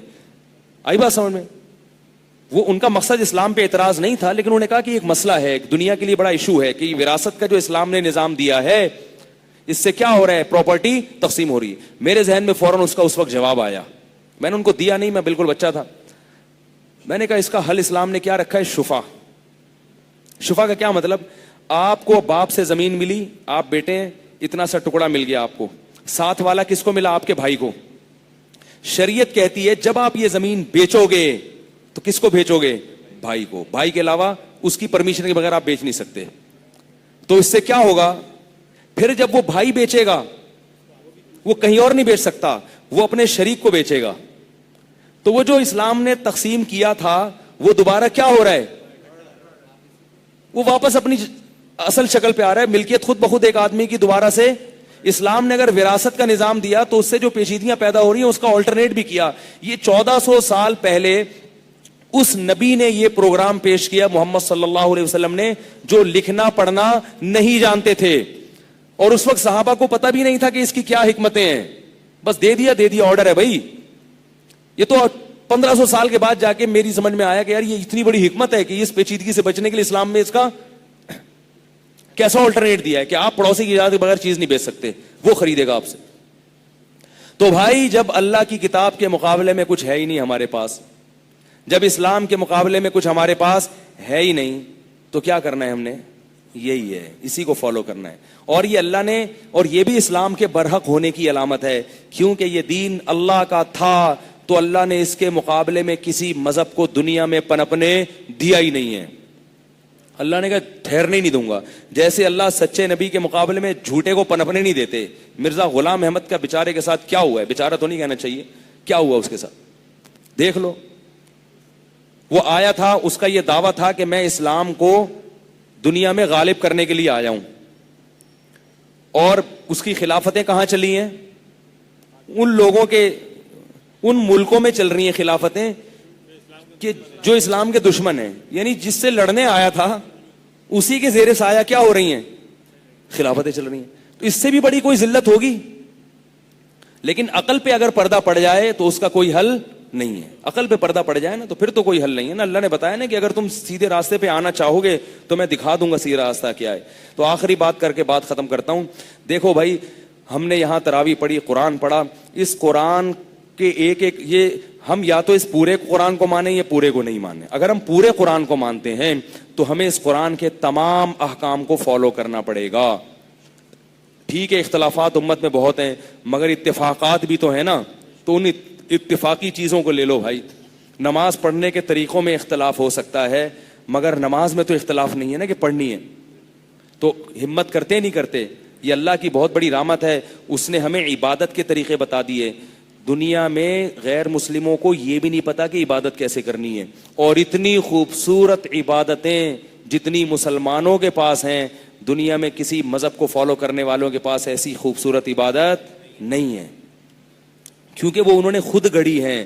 اور یہ عبادت آسمان سے ہمارے لیے نازل ہوئی ہے. نماز کو دیکھ لو کیسا حسن ہے نماز میں. فجر کی نماز کتنی خوبصورت ہوتی ہے, کیسی اس میں تلاوت ہوتی ہے, رکوع ہوتا ہے, سجدہ ہوتا ہے, سبحان ربی العظیم, سبحان ربی الاعلیٰ. اذان دیکھ لو اللہ نے کتنی خوبصورت بنائی ہے, اللہ اکبر اللہ اکبر.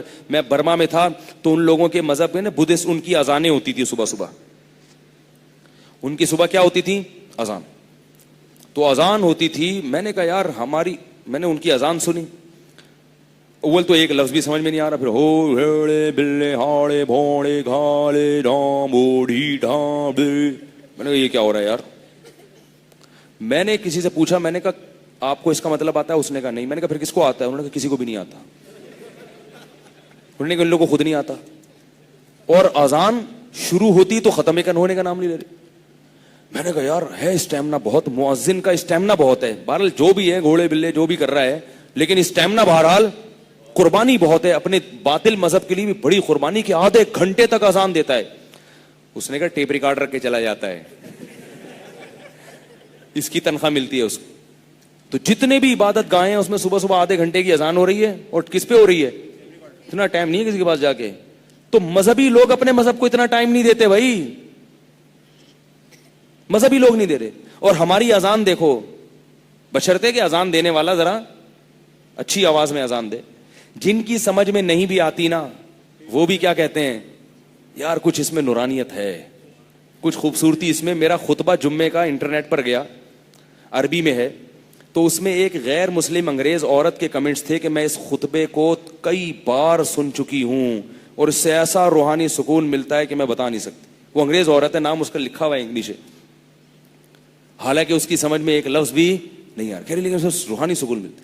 ایک انگریز نے سورہ آپ کو بتایا, جب یہ قاری عبد الباسط رشیا کے دورے پہ گئے تھے, اب اس کے ساتھ ضیاء الحق کے ساتھ, کئی ایتھیسٹ جو اللہ کے وجود کے منکر ہیں وہ قاری عبد الباسط کی تلاوت سن کے مسلمان ہو گئے تھے, حالانکہ ان کو تلاوت سمجھ میں نہیں آئی. انہوں نے کہا یار یہ اتنا خوبصورت کلام, آسمانی کلام ہو سکتا ہے. جیسے نجاشی نے جب سنا تھا نا تو بے تحاشا رونے لگا تھا. یہ وہ کتاب ہے جسے پڑھ کے صحابہ روتے تھے. قرآن کہہ رہا ہے وَإِذَا سَمِعُوا مَا أُنزِلَ إِلَى الرَّسُولِ. بہت سے عیسائی یہودی ایسے ہیں جو اس کتاب کو سن کے رونا شروع کر دیتے تھے. سارے عیسائی یہودی ایک جیسے نہیں ہوتے. اللہ قرآن میں بیان فرماتے ہیں کہ اہل کتاب میں ایسے لوگ بھی ہیں, اذا سمعوا ما انزل الى الرسول, جب اس کتاب کی تلاوت سنتے ہیں جو رسول پہ نازل ہوئی, ترى اعینهم تفیض من الدمع, فرمایا ان کی آنکھیں دیکھو گے کہ وہ آنسوؤں سے بہتی چلی جا رہی ہیں. انہیں خود بھی پتہ نہیں ہوتا لیکن ان کی آنکھیں آنسوؤں سے. اور عجیب انداز ہے, یہ نہیں فرمایا کہ آنکھوں سے آنسو بہ رہے ہیں, ان کی آنکھیں بہتی ہیں. یعنی اتنا روتے ہیں جیسے کہ ان کی آنکھیں بہنے والی ہیں. یہ وہ کتاب ہے جسے پڑھ کر عمر ابن خطاب جیسا سخت دل, اتنے سخت دل تھے کہ آ کے اپنی بہن کے اسلام قبول کرنے پر اس کو جب زور سے کھینچ کے تھپڑ مارا, اس بہن نے پھر کہا میں تمہیں اللہ کی کلام پڑھ کے سناتی ہوں. تو اس بہن نے کیا پڑھا, کاف ہا یا عین صاد, ذکر رحمت ربک عبدہ زکریا اذ نادى ربه نداء خفيا قال رب انی وهن العظم منی واشتعل الرأس شیبا. یہ آیتیں پڑھنا شروع کی ہیں اور حضرت عمر کی آنکھوں سے آنسو جاری ہو.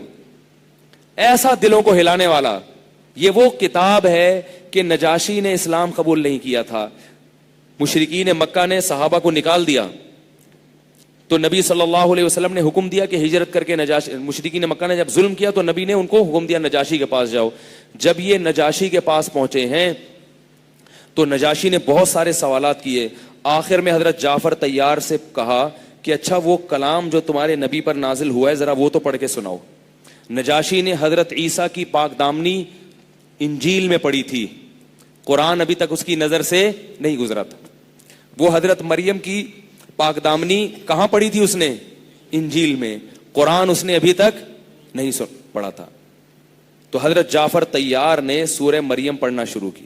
ذکر رحمت ربک عبدہ زکریا, اے محمد صلی اللہ علیہ وسلم یہ کتاب تیرے رب کی وہ رحمت جو اس نے زکریا پر کی, اس رحمت سے اس کا تذکرہ شروع ہوتا ہے.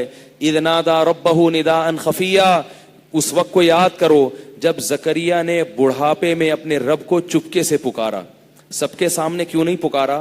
اس لیے کہ اس قسم کی دعا مانگ رہے تھے کہ سب کے سامنے مانگتے تو لوگ مذاق اڑاتے، اس لیے چپکے سے جا کے اللہ کو پکار رہے ہیں کہ ربی انی وہن العظم منی، اے اللہ میری ہڈیاں بوسیدہ ہو چکی ہیں، واشتعل الرأس الشیبہ، میرے سر کے بال دھک سفید ہو چکے ہیں، وامرأتی عاقر، میری بیوی بانجھ بھی ہے اور بوڑھی بھی ہو گئی ہے، ولم اکم بدعائک ربی شقیہ، لیکن تیری رحمت سے مایوس نہیں ہوں، مجھے حبلی من لدنک ولیہ، اس عمر میں ایک بیٹا دے دے، ایک بیٹا دے دے.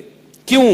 پیغمبروں کی اولادوں میں ہوں، میرے بیٹا نہیں ہوا تو میرا سلسلہ یہیں رک جائے گا، میری اولاد میں کوئی پیغمبر نہیں ہوگا، کوئی میرا والی وارث نہیں ہوگا، ایک بیٹا دے دے مجھے، یرثنی ویرث من آل یعقوب، یعقوب علیہ السلام کی اولاد کا وارث بنا دے اس کو اور میرا وارث بنا دے. اللہ فرماتے ہیں کہ ہم نے زکریا کو کیا کہا، ادھر محراب میں دعا مانگ رہے ہیں، یا زکریا انا نبشرک بغلام اسمہ یحییٰ، اے زکریا ہم تجھے خوشخبری دیتے ہیں ایک لڑکے کی جس کا نام یحییٰ ہوگا، لم نجعل لہ من قبل سمیہ، اور اس سے پہلے اس نام کا کوئی دنیا میں نہیں گزرا، بیٹا بھی دیں گے اور اس کا نام بھی ہم نے تجویز کر دیا. اب زکریا علیہ السلام کی اندر کی کیفیات اور اللہ سے ہم کلام، کیف قال ربی انا یکون لی ولد انا یکون لی غلام، اے اللہ میرے کیسے بیٹا پیدا ہو جائے گا. ابھی دعا مانگ رہے ہیں، جب بشارت ملی تو کہہ رہے ہیں میں تو بوڑھا، میری بیوی بھی بوڑھی، میرے سر کے بال بھی سفید، میرے کیسے بیٹا پیدا ہو جائے گا، میری بیوی تو بانجھ ہو چکی ہے. قال کذالک قال ربک، اللہ نے فرمایا کہ اسی طرح تیرے رب نے کہہ دیا ہے، ہوا علی ہین، میرے لیے یہ کام بہت آسان ہے، وقد خلقتک من قبل، اے زکریا میں نے تجھے بھی تو پیدا کیا تھا، ولم تک شیئا، تو منی کا ایک پانی کا ایک قطرہ تھا، اس پانی کے قطرے پہ میں نے آنکھ ناک دل دماغ جگر بنا کے تجھے پیدا کر کے پیغمبر بنا دیا، تو بڑھاپے میں تجھے اولاد نہیں دے سکتا میں. یا یحییٰ خذ الکتاب بقوہ، اللہ فرماتے ہیں یحییٰ جوان ہوئے، ہم نے یحییٰ علیہ السلام کو حکم دیا تم بھی اس کتاب کو، اللہ کی کتاب کو مضبوطی سے تھام لو. وآتیناہ الحکم صبیہ، اور بچپن میں ہم نے ان کو نبوت عطا کر دی، اور ہم نے ان کو حکم دیا کہ برم بوالدیہ، اپنے والدین کے ساتھ اچھا سلوک کرنا. ولم یجعلہ جبارا عصیا، اور اللہ نے ان کو باپ اور ماں کا نافرمان نہیں بنایا. واذکر فی الکتاب مریم، اور اس کتاب میں مریم کا بھی تذکرہ کرو. اذ انتبذت من اہلہا مکانا شرقیہ، جب مشرقی کنارے پر چلی گئیں، غسل کے لیے اپنے لباس اتارا، فتمثل لہا بشرا سویا، ایک فرشتہ آ کے کھڑا ہوا انسانی شکل میں. قالت انی اعوذ بالرحمن منک ان کنت تقیا، میں اللہ کی تجھ سے پناہ مانگتی ہوں اگر تو انسان ہے، تو جھوٹا ہے.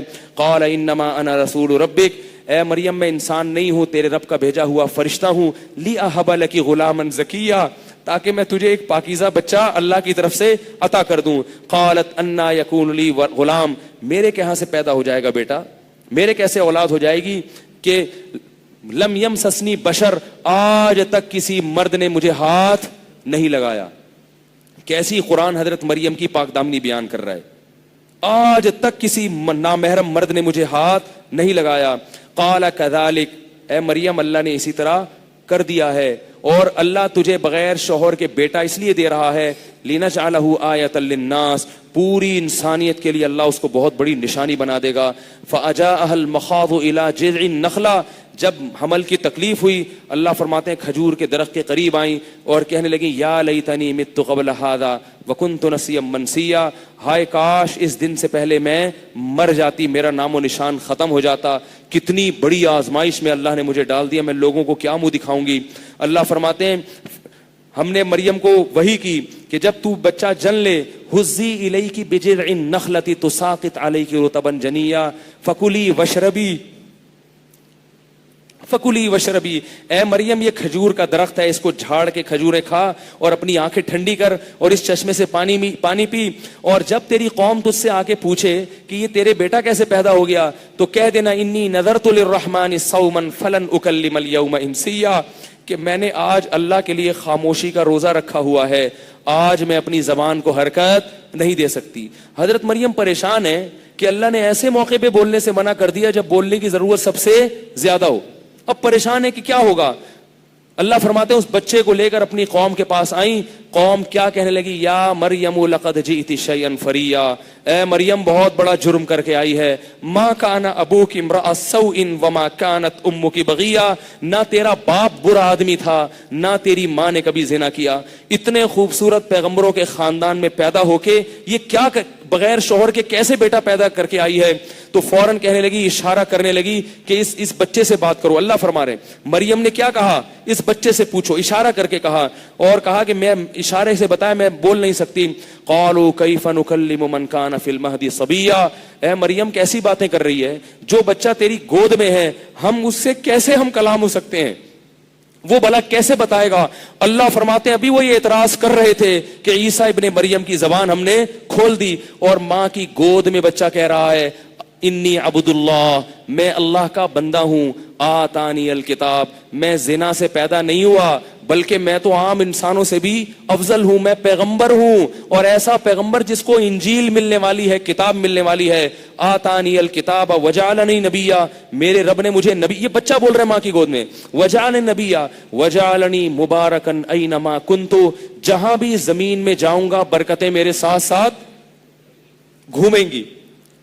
وبرم بوالدیہ وجعلنی مبارکن اینما کنتو واوصانی بالصلاۃ والزکاۃ، میں ولد الزنا نہیں ہوں، میں ایسی باتوں کا حکم دینے کے لیے آیا ہوں جو بہت ہی بڑے لوگ جو باتیں کیا کرتے ہیں. وہ کیا ہے؟ میں نماز کا اور زکوٰۃ کا حکم دینے کے لیے آیا ہوں. وبرم بوالدتی، اور اللہ نے مجھے میری ماں کے ساتھ اچھا سلوک کرنے والا بنایا. ولم یجعلنی جبارا شقیا، ماں کے ساتھ پوری زندگی کبھی بد اخلاقی نہیں کروں گا. یہ میری تربیت بچپن میں ہو چکی ہے. جب حضرت جعفر طیار نے یہ تقریر کی ہے، سورہ مریم پڑھ کے سنائی. آپ کو تو عربی نہیں آتی نا، یہ اردو میں مزہ نہیں ہے سورہ مریم کا، عربی میں ہی ہے. جب حضرت جعفر طیار نے وہ تقریر نجاشی کے سامنے کی ہے، حدیث میں آتا ہے حضرت جعفر طیار اور جو دوسرے روات ہیں وہ بیان کرتے ہیں نجاشی اتنا رویا جیسی تلاوت شروع کی نا، رونا شروع کیا نجاشی نے. وہ اور اس کے ارد گرد جتنے پادری بیٹھے ہوئے تھے، بڑی بڑی داڑیاں ان کی، رو رو کے ان کی داڑیاں تر ہو گئیں. جب حضرت جعفر طیار خاموش ہوئے تو نجاشی نے کہا خدا کی قسم یہ وہی کلام ہے، اس کا لانے والا وہی ہے جو عیسیٰ ابن مریم کو اور موسیٰ علیہ السلام کو تورات دے کر گیا ہے. یہ ایک ہی چراغ سے نکلے ہوئے دو نور ہیں، الگ الگ نہیں ہیں. ایسا کلام انسانوں کا کلام ہو نہیں سکتا. تو بھائی یہ ایسا کلام ہے جسے بغیر سمجھے پڑھ کے بھی لوگ کیا کرتے ہیں؟ روتے ہیں، آنکھیں بہتی ہیں ان کی. تو میرے بھائی اگر ہم اس کو چھوڑیں گے تو ہمارے پاس اور کوئی ٹھکانہ، بولو بھائی، نہیں ہے. کوئی ٹھکانہ کہیں بھی نہیں ہے ہمارے پاس سر چھپانے کی جگہ. تو اس قرآن کے احکام کو فالو کرو. میں بتا رہا تھا کچھ اختلافی ہیں جن کی تشریح میں بہت سارے ایسے ہیں جو قرآن میں اللہ نے اتنے واضح انداز میں بیان کر دیا، ان میں دو رائے نہیں ہے. اب چونکہ یہ اختتامی بیان ہے، میں وہ موٹے موٹے قرآن کے احکام بیان کرنے میں آپ کے 5-10 منٹ لوں گا اگر اجازت ہے، تاکہ ہم ان احکام کو فالو کریں. قرآن نے سب سے پہلا حکم ہمیں کیا دیا ہے؟ توحید. ہم اللہ کے سوا کسی کی عبادت نہیں کریں گے. یا اللہ مدد ہے، یا رسول اللہ مدد نہیں ہے. اس کے لیے قرآن بنیادی طور پہ نازل ہوا. ایاک نعبد، سب سے اہم حکم جس کو قرآن میں سب سے زیادہ بیان کیا ہے وہ کون سا ہے؟ نماز ہے. بھائی میں بھی عزم کرتا ہوں، آپ لوگ بھی، پورے سال اگلے رمضان تک انشاءاللہ نماز کبھی ضائع، بولو بھائی، نہیں ہونے دیں گے، نہیں ہونے دیں گے. یہ تو ہمارا دین ہے، اللہ نے حکم دیا. اگر ہم اللہ کو مانتے ہیں تو اس کی ماننی پڑے گی. نہیں مانتے تو پھر بھائی ہندو بن جاؤ نا بھائی، پھر عیسائی بن جاؤ، پھر یہودی بن جاؤ. تو نماز پڑھنی پڑے گی. تیسرا حکم اللہ نے زکوٰۃ اور صدقات و خیرات. اللہ کو بخیل آدمی پسند، جہاں اللہ نے تہجد کا ذکر کیا نا وہاں اللہ نے نفلی صدقات کا ذکر کیا ہے. تہجد فرض نہیں ہے نا، تو نفلی صدقہ بھی فرض نہیں ہے. لیکن اللہ نے فرمایا جو جنتی لوگ ہیں وہ تہجد بھی پڑھتے ہیں اور دن میں اللہ کی راہ میں خرچ بھی کرتے ہیں. پتہ چلتا ہے کہ اللہ کو کنجوس آدمی پسند نہیں ہے. تو خرچ کرنے والے بنو.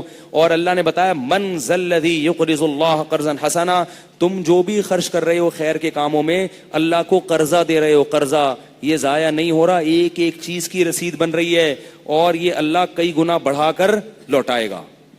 اور نبی نے فرمایا کہ صدقے سے مال کبھی بھی کم نہیں ہوتا, اور سب سے زیادہ فضیلت اپنے قریبی رشتہ دار, ان کو بغیر ضرورت کے بھی دے دیا کرو. ابو طلحہ انصاری نبی کے پاس آئے, عرض کیا یا رسول اللہ, اللہ نے فرمایا کہ تم نیکی کی حقیقت کو اس وقت تک نہیں پہنچ سکتے جب تک محبوب چیز کو صدقہ نہیں کرو, تو میری محبوب چیز تو میرا باغ ہے, میں اس کو صدقہ کر رہا ہوں. صحابہ سن کے اتنی بڑی بڑی چیزیں صدقہ کر دیتے تھے. ہم صدقے پر 1 گھنٹہ بیان سن کے کیا کریں گے, 5 روپے مسجد کے ڈبے میں ڈال کے 5 آدمی وہ بھی چلے جائیں گے. ابو طلحہ انصاری نے کہا کہ اللہ نے کہا بھئی محبت جب تک قبول نہیں ہے جب تک محبوب چیز نہیں, اپنا باغ. میں یہ نہیں کہہ رہا آپ لوگ اپنے باغ اور اپنی دکانیں کریں, جس میں جتنا حوصلہ جتنا توکل ہے وہ اسی حساب سے چلے. صحابہ میں توکل زیادہ تھا تو باغ دے دیا انہوں نے. تو عرض کیا یا رسول اللہ کس کو دوں, میں ہوتا میں کہتا مجھے دو, کیا خیال ہے؟ آپ ہوتے آپ کہتے یار مجھے دو, کیا خیال ہے بھائی کوئی ہم صدقے پر بیان بھی کرتے ہیں تو ہماری نیت ہوتی ہے یار اتنا کیا تو تھوڑا سا آئے نا, کیا خیال ہے بھائی؟ یا میری مسجد میں چندہ وہ بھی میری مسجد میں لگ جائے. دوسرے کے مدرسے میں تو سوال ہی پیدا نہیں ہوتا. دوسری مسجدیں بھی ساری خراب ہیں, دوسرے مدرسے بھی سارے پکوڑے بیچتے ہیں, مدرسہ بھی ہمارا ہی اچھا ہے, مسجد بھی ہماری ہی سب سے اچھی ہے. یہ میری سوچ ہے, کسی پہ میں اعتراض نہیں کر رہا, ہوتی ہے عام طور پر. تو ہم ہوتے ابو طلحہ انصاری آتے اور کہتے کہ میرا باغ ہے میں کس کو گفٹ کروں, میں کہتے یار بہت برے حالات چل رہے ہیں یار, آج بہت برے حالات چل رہے ہیں. بہت اچھا ہوا, ایسا لگتا ہے کہ اللہ کی طرف سے کوئی الہام ہوا ہے تمہیں کہ انہی سے جا کے پوچھو. نبی سے زیادہ مسکین اور غریب, نبی کی 9 بیویاں تھیں اور گھر میں کھانے کو چولہا نہیں جلتا تھا. اتنی بڑی پیشکش تھی, نبی کہتے تھے مجھے دے دو, نبی کے کہنے پہ ہی تو لا رہے ہیں. نبی نے فرمایا اپنے چچا زاد بھائیوں کو دے دو. کس کو دے دو؟ پوری پراپرٹی. کس کو؟ چچا کے بیٹے کو دے دو. اس میں بتا دیا کہ رشتہ داری جوڑنے کے لیے خرچ کرنا پڑتا ہے. آج رشتہ داری جوڑنے کے لیے لفافے تو چلتے ہیں, جیب سے روکڑا نہیں نکلتا, بلکہ کھا رہے ہیں اسے گھسیٹ گھسیٹ کے. رشتہ داروں کو بھی وراثت نہیں دے رہے اور خون چوس رہے ہیں. خرچ کرنے والے بنو, کھلانے والے بنو. اللہ کو دینے والا ہاتھ لینے والے ہاتھ سے پسند. یہ قرآن کی تعلیم ہے. الحمد سے لے کے والناس تک سینکڑوں مرتبہ اگر نماز کا ذکر ہے تو سینکڑوں مرتبہ خرچ کرنے کا ذکر ہے, سینکڑوں مرتبہ خرچ کرنے کا ذکر ہے. کنجوس آدمی اللہ کو پسند نہیں ہے. سانپ بن کے نہ بیٹھ جاؤ دولت پہ, اس کو آگے بھیجو, اللہ کے ہاں بھیجو. اللہ نے کیا فرمایا, فَأَمَّا مَنْ أَعْطَى وَاتَّقَى, جس نے دیا اور اللہ سے ڈرا, فَسَوْفَ نُيَسِّرُهُ لِلْيُسْرَى, اس کے لیے جنت کے راستے کو آسان. إِنَّمَا نُطْعِمُكُمْ لِوَجْهِ اللَّهِ لَا نُرِيدُ مِنْكُمْ جَزَاءً وَلَا شُكُورًا. اللہ فرماتے ہیں نیک لوگ غریبوں کو کھلاتے ہیں اور کھلاتے ہوئے کہہ رہے ہوتے ہیں شکریہ نہیں ادا کرنا, شکریہ نہیں ادا کرنا, تھینک یو نہ کہنا, کچھ بھی نہ کہنا, کیونکہ ہم تمہیں خوش کرنے کے لیے کھلا ہی نہیں رہے, ہم تو اس خدا کو خوش کرنے کے لیے کھلا رہے ہیں. پھر وہ غریب پوچھتے ہیں کہ اس کو کیوں خوش کرنا چاہتے ہو؟ انا نخاف من ربنا یوما عبوسا قمطریرا. پھر وہ اللہ فرماتے ہیں یہ دل کی آواز ہوتی ہے, کہتے ہیں ہم تمہیں اس لیے کھلاتے ہیں کہ آج ہم نے تمہاری ضرورت کو پورا نہیں کیا, کل میدان حشر آنے والا ہے اور اس کی سختی آنے والی ہے. ہم تمہیں تمہارے واسطہ دے کے اللہ سے کیا کریں گے؟ اس سختی کو دور کروائیں گے کہ اللہ دنیا میں ہم نے تیری مخلوق کی مصیبت دور کی, آج تو اس مصیبت کو ہم سے دور کر دے. اس دن کا ڈر ہے جس وجہ سے ہم تمہیں کھلا رہے ہیں, لہذا ہمیں تم سے شکریہ بولو بھائی نہیں چاہیے. اور آج کیا ہوتا ہے, ایک پنکھا لگا دیا, اس پہ اسٹیکر لگواتے ہیں کہ یہ ستار بھائی نے لگوایا ہے اور اس میں غفار بھائی کا بھی تعاون رہا ہے, کیونکہ اگر غفار کا نام نہیں بولے گا اس میں 5 روپے تو میں نے بھی دیے تھے. پھر اس میں پورا شجر نسب کس کے اصال ثواب کے لیے, وہ قبر میں جو محمد شاہ کے قبرستان میں جو 5ویں نمبر پہ قبر ہے نا دادا کی, ان کے لیے. بھائی دل میں نیت کر لو, اللہ دلوں کے حالات کو جانتا ہے, اس کو خود بخود وہاں پہنچا دے گا, بتانے کی ضرورت نہیں ہے کس کے حساب ہے. دل میں نیت کر لی والدین کے لیے کافی ہے. تو 2 کام آ گئے, جلدی جلدی 2-4 اور بتا دوں. دوسرا, اللہ نے قرآن میں فرمایا تعالوا آؤ میں تمہیں بتاتا ہوں کیا چیزیں حرام ہیں. اللہ نے خود بتایا جن چیزوں کو ہم پسند نہیں کرتے, اس میں شرک ہے اور نماز ہے, صدقات و خیرات ہیں, اور اللہ کے حقوق کے بعد سب سے بڑا حق کس کا ہے؟ والدین کا, اس میں تو کچھ ہے ہی نہیں. والدین کا اتنا حق اللہ نے بیان کیا, اتنا حق بیان کیا. عیسیٰ ابن مریم پیدا ہوتے ہوئے کہہ رہے ہیں کہ مجھے اللہ نے حکم دیا کہ میں اپنی ماں سے اچھا سلوک کروں. حضرت یحییٰ پیدائش کے بعد کہہ رہے ہیں کہ مجھے اللہ نے حکم دیا اپنے باپ اور ماں سے اچھا سلوک کروں. اس لیے حکیم الامہ مولانا اشرف علی تھانوی رحمۃ اللہ علیہ لکھتے ہیں کہ اللہ نے جس اہتمام سے والدین کے ساتھ حسن سلوک کا حکم دیا, کسی شیخ, کسی پیر و مرشد, کسی استاذ کے ساتھ اتنا اہتمام اللہ نے بیان نہیں کیا. لہذا والدین اور پیر و مرشد اور استاذ کے رائے میں اگر اختلاف ہو جائے اور کام اگر مباح ہو تو کس کی رائے کو فالو کرنا ہے؟ والدین کو فالو کرنا ہے. بعض لوگ مبالغہ کرتے ہیں, اپنے شیخ کے تو جوتے اٹھا رہے ہیں, ابا کے جوتے لگا رہے ہیں. تو بھائی شیخ کے بھی جوتے اٹھاؤ مگر باپ کے بھی اٹھا لیا کرو کبھی. سمجھ میں آ رہی ہے بات؟ تو یہ بہت سارے حکام ہیں, شیخ سے پوچھ کے ارشادی کر رہے ہیں, ابا اماں کو نہیں بتا رہے. یہ غلط ہے. ابا اماں سب سے پہلے کون ہے؟ ابا اور اماں, اس کے بعد ہے باقی سب کچھ. تو یہ ہے اللہ کا حکم. دوسرا, اللہ نے زنا کو, بولو نا بھائی, بہت سخت سزا ہے. نبی نے فرمایا میں نے معراج کی رات کچھ لوگوں کو آگ میں جلتے ہوئے دیکھا, ننگے, لڑکے اور لڑکیاں, مرد اور عورتیں. جبریل سے پوچھا یہ کون ہے؟ فرمایا آپ کی امت کے زنا کرنے والے ہیں.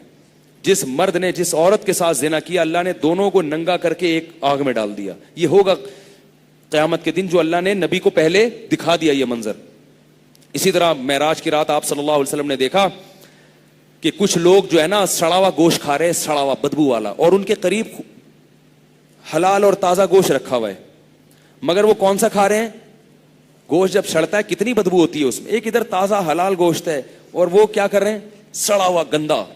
تو آپ نے جبریل سے پوچھا یہ کون لوگ ہیں؟ انہوں نے فرمایا یہ وہ ہیں جو حلال بیویوں کو چھوڑ کر زنا کیا کرتے تھے, حرام عورتوں کے پاس جاتے تھے. گھر میں بیویاں بیٹھی ہیں, ان کے پاس ان کو دینے کے لیے ٹائم نہیں ہے, اور طوائف خانوں میں منہ کالا کر رہے ہیں. بہت عورتوں کی, خواتین کی شکایت آتی ہے, بہت شکایتیں آتی ہیں آج کل. اللہ بچائے سب کو اس عذاب سے. تو زنا سے کیا کرنا ہے بھائی؟ دور بھاگنا ہے. اگر زنا میں کوئی خوبی ہوتی تو اللہ پیغمبروں کو اس برائی سے اتنی یعنی اللہ ان کو ایسی حفاظت نہ کرتے. اللہ کو یہ عمل بہت ہی گندا لگتا ہے, تبھی اللہ نے حضرت یوسف کو بچایا اس سے. نیک لوگوں کو اللہ بچاتے ہیں اس برائی سے. اور کیا کرنا ہے بھائی؟ سود نہیں کھانا, سودی لین دین نہیں کرنا, اور یتیم کا مال نہیں کھانا. وراثت میں بڑا بھائی چھوٹے بھائی کی, نابالغ بھائیوں کی, نابالغ بہنوں کی وراثت کھا جاتا ہے. اور اللہ نے فرمایا یا ایھا الذین آمنوا لا یحل لکم ان ترثوا النساء کرہا, عورت کے مال کو مت کھاؤ. جہیز کے نام پہ طلاق دیتے ہیں, پھر عورت کا جہیز بھی ہڑپ کر لیتے ہیں, بہن کی وراثت ہڑپ کر لیتے ہیں, مہر کھا جاتے ہیں, اور جھگڑے ہوتے ہیں اس پہ. اللہ نے قرآن میں عورت کے مال سے بچنے کا الگ سے, بولو نا بھائی کیا ہو گیا یار؟ جتنا آپ لوگ نہیں تھکے جتنا میں تھکا ہوا ہوں.